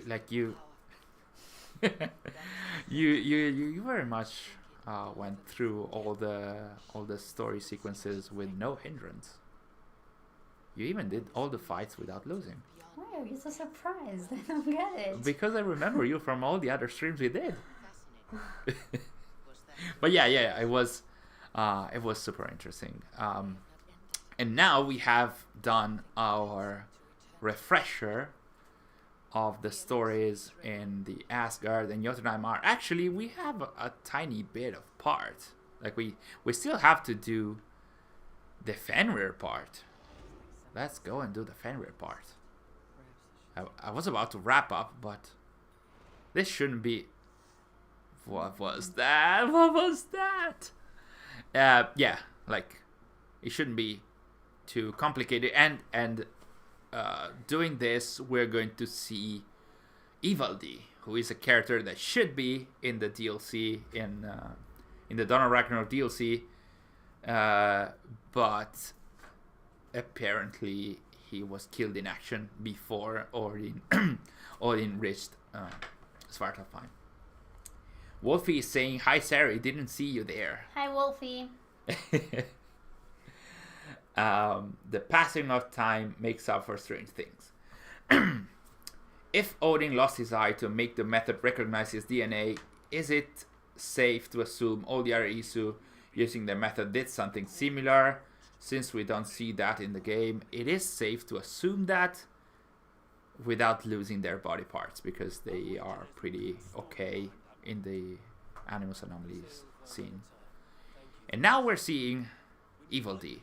Ivaldi in this specific scene, after he gives the cord to the golden cord to Odin in order for him to bind Fenrir, Ivaldi is freed from his duty to Odin, and thus, as you can see, he's not gonna believe him at first, but then he will, and he will say that he's going to go to Svartalfheim.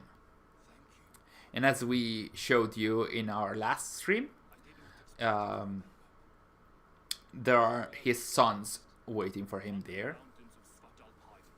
We don't know if they are going to actually appear in the Svartalfheim DLC. Like I mentioned in one of our videos, we have seen a few letters written by them, but I'm not sure if they're going to actually appear. So, bye-bye Ivaldi, and let's go to Fenrir. Not a huge fan of this, but let's go and do this awful thing to Fenrir.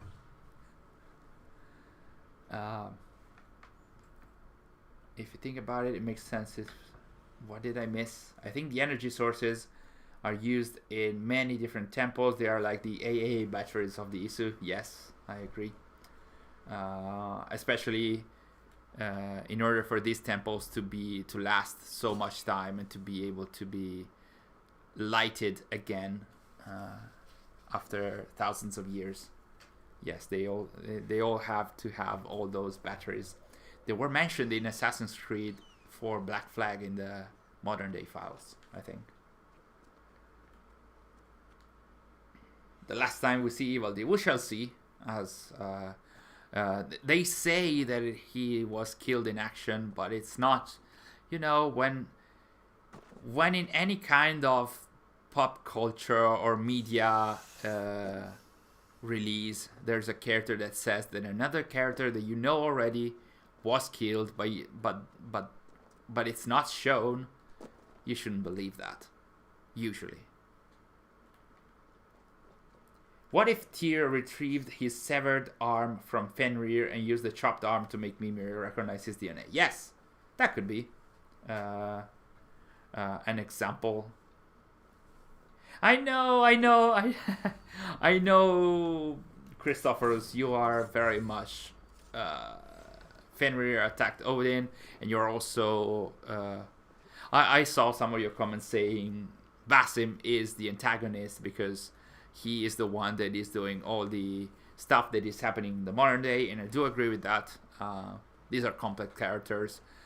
Even Odin is not just all good or all bad. And of course, these are our opinions. So I'm more on Basim's side. But like Loki did some awful stuff, like killing Baldur, for example. So, like you said, all the Isu have their negative side.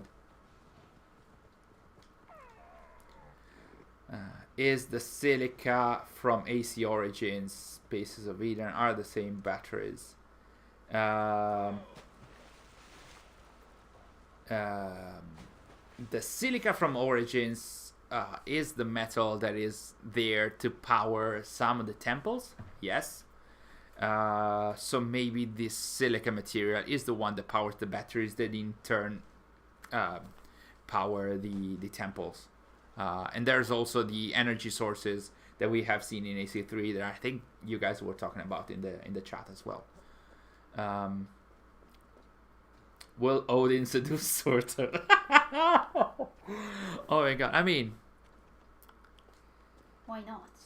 At this point, Balder is going to try and seduce Surtur's daughter in the comics, and today we released a cover for the issue 2, like the second issue of the Forgotten Myths comic, and that represents actually, I believe, Surtur's daughter Isa.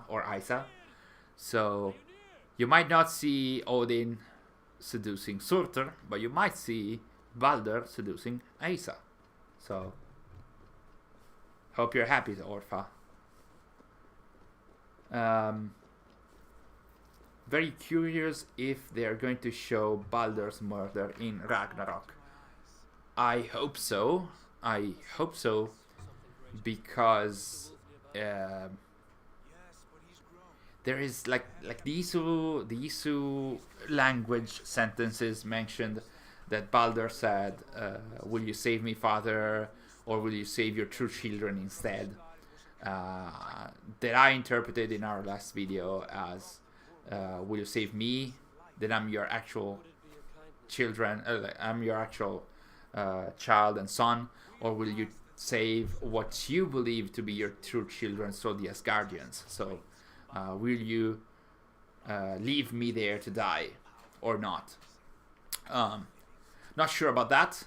Maybe there have been some comments by the creative director of the DLC that this is also a story of people passing away and how people react to people passing away. So I would imagine that Baldur's death might be represented in the DLC.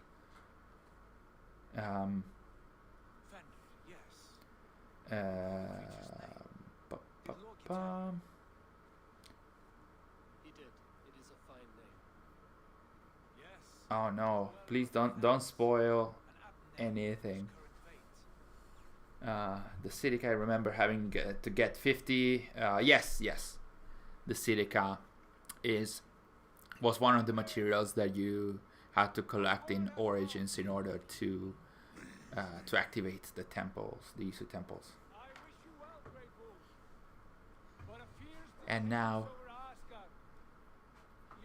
let's betray Fenrir. Well, I mean, let's trick Fenrir.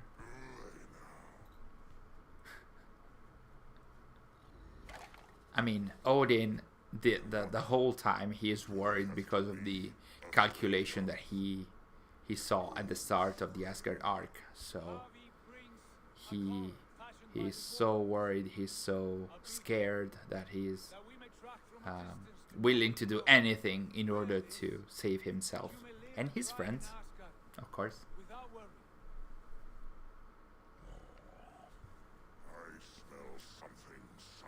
So we're closing in to the end of the second part of the Asgard Arc, and we're gonna see if Sary is that able with this final fight as well.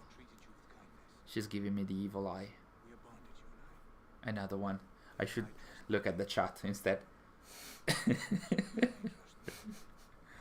But there's no comment in the chat to save me, so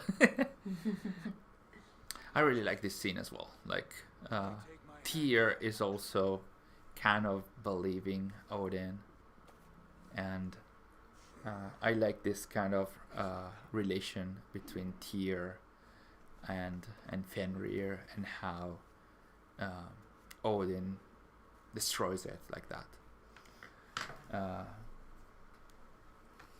Fenrir boss battle was bugged to me. I had to finish him quickly in order to pass it. I never tried harded anything that intense in my life.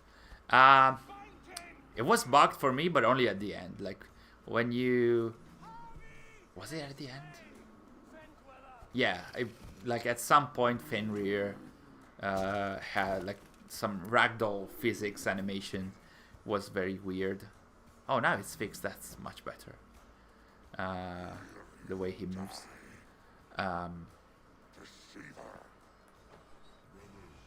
And brothers will fight one another, kill one another.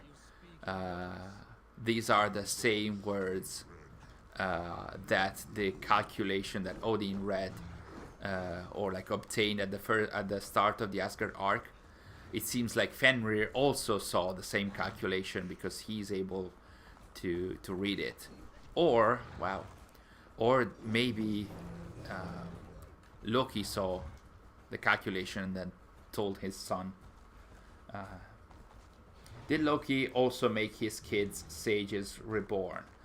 He mentioned several times that he wants to reunite his family, but obviously it's been like 80,000 years. I don't know, honestly. That's an interesting question.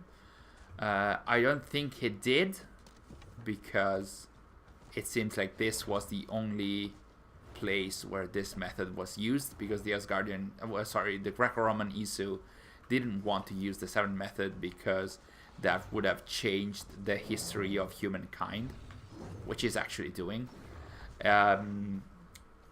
So Minerva didn't want to use that, and Jupiter also. So technically and potentially the only ones that used that were the Asgardian Isu, Juno, who used her own version of the Sage's method to have Aita be reborn over and over again. And we don't know of other uses of this method for now. But it's an interesting question, like how is Basim / Loki planning to reunite with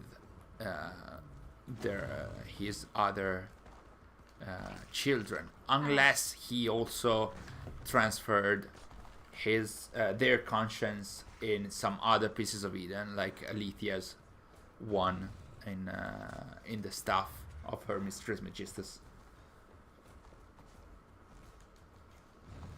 I wonder if Fenrir is so mangled because of torture or because of his own power corrupting him. I would say both. Because the torture is the aspect that is mentioned the most in here.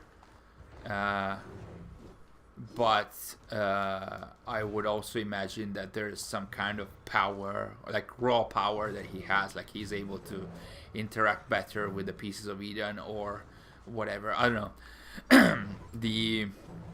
We have seen in Fate of Atlantis that, but we don't know if that's true, that the Isu can also emit energy blasts from their hands. So at this point, I don't know. We know that the Isu had a long history, so maybe Fenrir had some specific precursor DNA or something like that. So maybe that's why he's special in this way. Sary is having a tougher fight this time. I think when Fenrir killed me, Odin's body got thrown in the air. Oh, that's cool. Let's try and not do this, but that's pretty cool.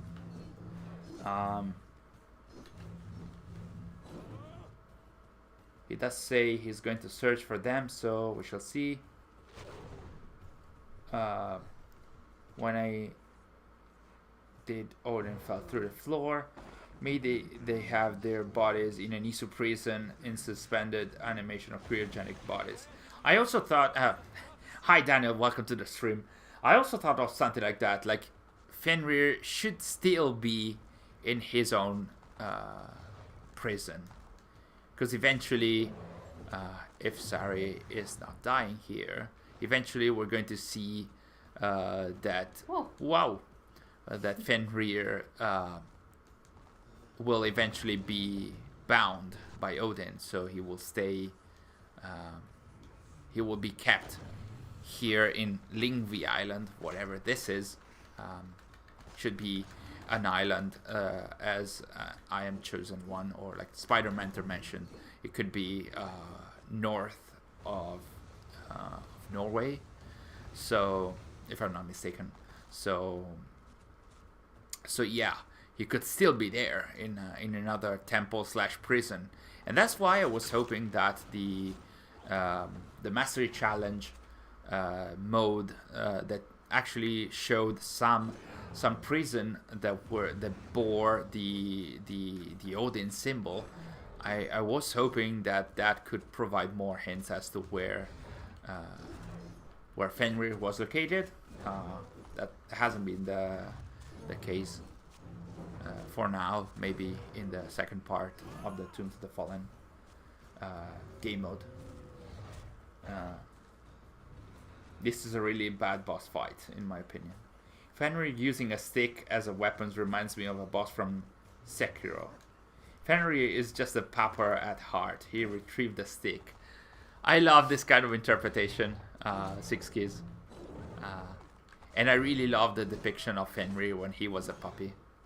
He's so cute. And also when he is a adult wolf before he becomes this like huge wolf. Like the Fenrir from the first fight is a standard wolf. I really like him. Any kind of like dog in any kind of game is always my favorite character. So. Has anyone else randomly started flying through the air then desynced? Maybe once. I don't think it has happened to me. Randomly starting flying in the air and then desyncing. Yeah, that's a common bug, but it has happened to me probably just once. Ooh. Binding him, are we? Then comes the second great sorrow, when the Havi goes to fight with the wolf. And then Fenrir kills him. Wonder if we're going to see that as well in Dawn of Ragnarok. Because if we're going to see Ragnarok and thus the Toba catastrophe, we're going to see how the gods and thus how the Iso died. So maybe we're going to see how Odin actually died in the Iso era before being reborn. Hey Kaiser, welcome to the stream. I think Fenrir is dead in the present day, since in the real life mythology he will be killed after killing Odin. Okay, see, yeah, in the mythology he should be dead as well, but Basim is also stating that he wants to rebuild his family, so wonder about that. Oh no, did it bug? No, okay. I thought he was bugging himself out of the fight. There are so many bugs still. We just installed... it's not launching anything. Well, go and hit him. Can you? No? Whoa! That was close.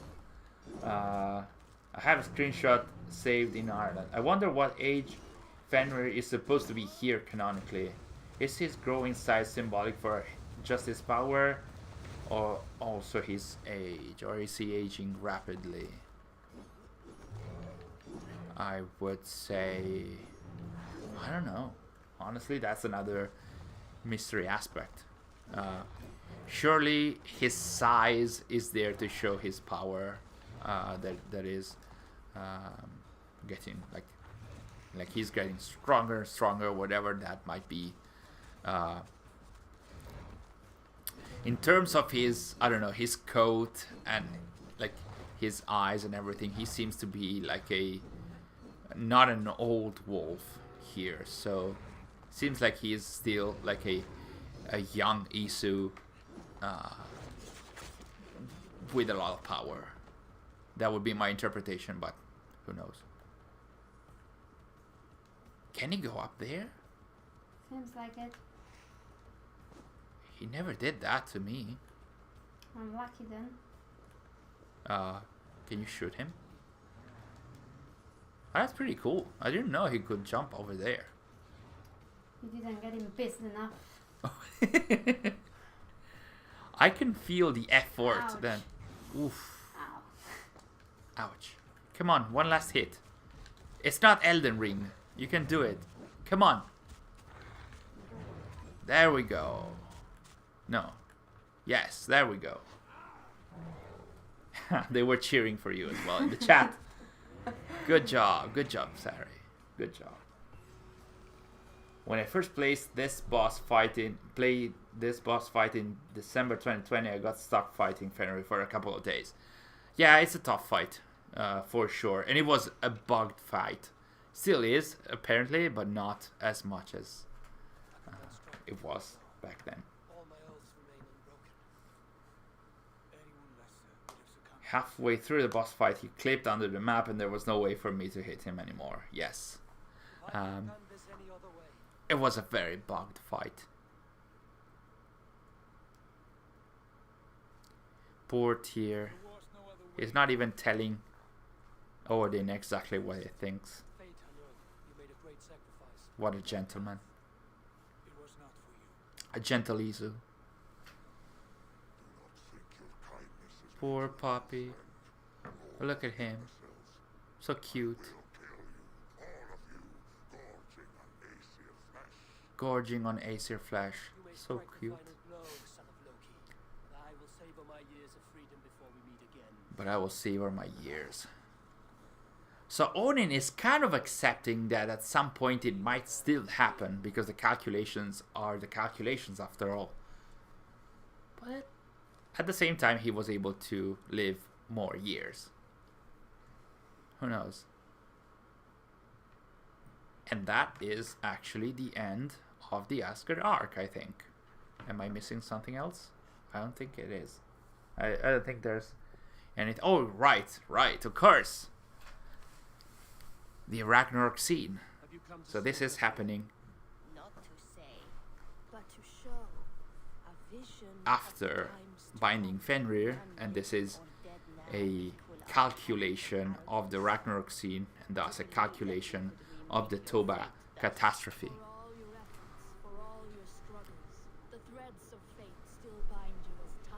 And here, the Nornir, which are a visual representation of the calculations, are telling Odin that yes, he might be able to escape his fate. I mean, the Doom will come, the Aesir, the Vanir, the Isu will die, but he has found a way to save himself and his friends. The calculation still says that Fenrir will feast on Odin's blood, but he will also be able to be reborn. And we're going to see the fetuses for a second here, and then where Odin is going to see, he's not saying it is done. Yeah, he's saying it is done, which is the classic Isu sentence when a process is being completed. And then the Asgardian Isu go back in the streets of Asgard to fight the Jotnar, at least for what the calculations are saying. There might be some Muspels in there as well, who knows. There's a lot of fire for sure, but that's the catastrophe ensuing. Enemies wishing to bath in their blood. Marcus, what a cute little puppy. Yeah, exactly. So yeah, that was the last mythological part of the main game, and that was the last the last story part of the mythological arcs of Valhalla. So we pretty much did all the story part. They are very much important because Dawn of Ragnarok will take place after the two arcs that we witnessed in these two Monday streams here at Access the Animus. So we're going to complete the dialogues here, and I think then we can wrap up. Is Desmond the most gifted human excluding sages, and that's why he was the one chosen? Yeah, exactly. The answer by Christopher is the proper one. not the most. He was the most gifted one amidst the humans. In that, like every human has a percentage of triple helix / his Isu DNA, and the sages had a much bigger quantity of Isu DNA, but they're not really humans. They are like, yes, they are humans, but like with the genes that of Aita that were introduced in the human genome. So it's not exactly the same. Yes, 6 Kills we're going to try and stream Ragnarok. Not sure when exactly, depending on when we can. We're gonna actually decide what we're going to stream in our Monday stream next week. We still have to decide that, and surely from on the Monday after that, but also absolutely surely on March the 10th, when the DLC is out, we're going to stream it, unless we get the chance to do that earlier. And of course, Carlos, welcome to the stream as well. Wow, so many people in here, so many people from the community as well. So yeah, we're gonna stream Dawn of Ragnarok. I'm not sure if we're going to go to blast through the story as we did this time, because we probably are going to show some gameplay mechanics as well. The Valkyrie arena for sure. So of course the various powers and everything. So yes, the short answer is yes, but I don't know when. So yeah, I think that on that note, I think we can wrap up. So guys, thank you so much for joining us in the live stream. It was so cool to see you all again, and it's so nice to see you on a regular basis. I'm so happy that we can actually keep doing these Monday streams. So and I'm happy that it can be like a regular appointment. Like we can see each other weekly, and it's nice. I really like this kind of this kind of content and this kind of way to talk to you guys directly instead of the comments on our social media. So thank you guys again so much for joining us, and we'll see you next Monday with the next Monday stream. Goodbye.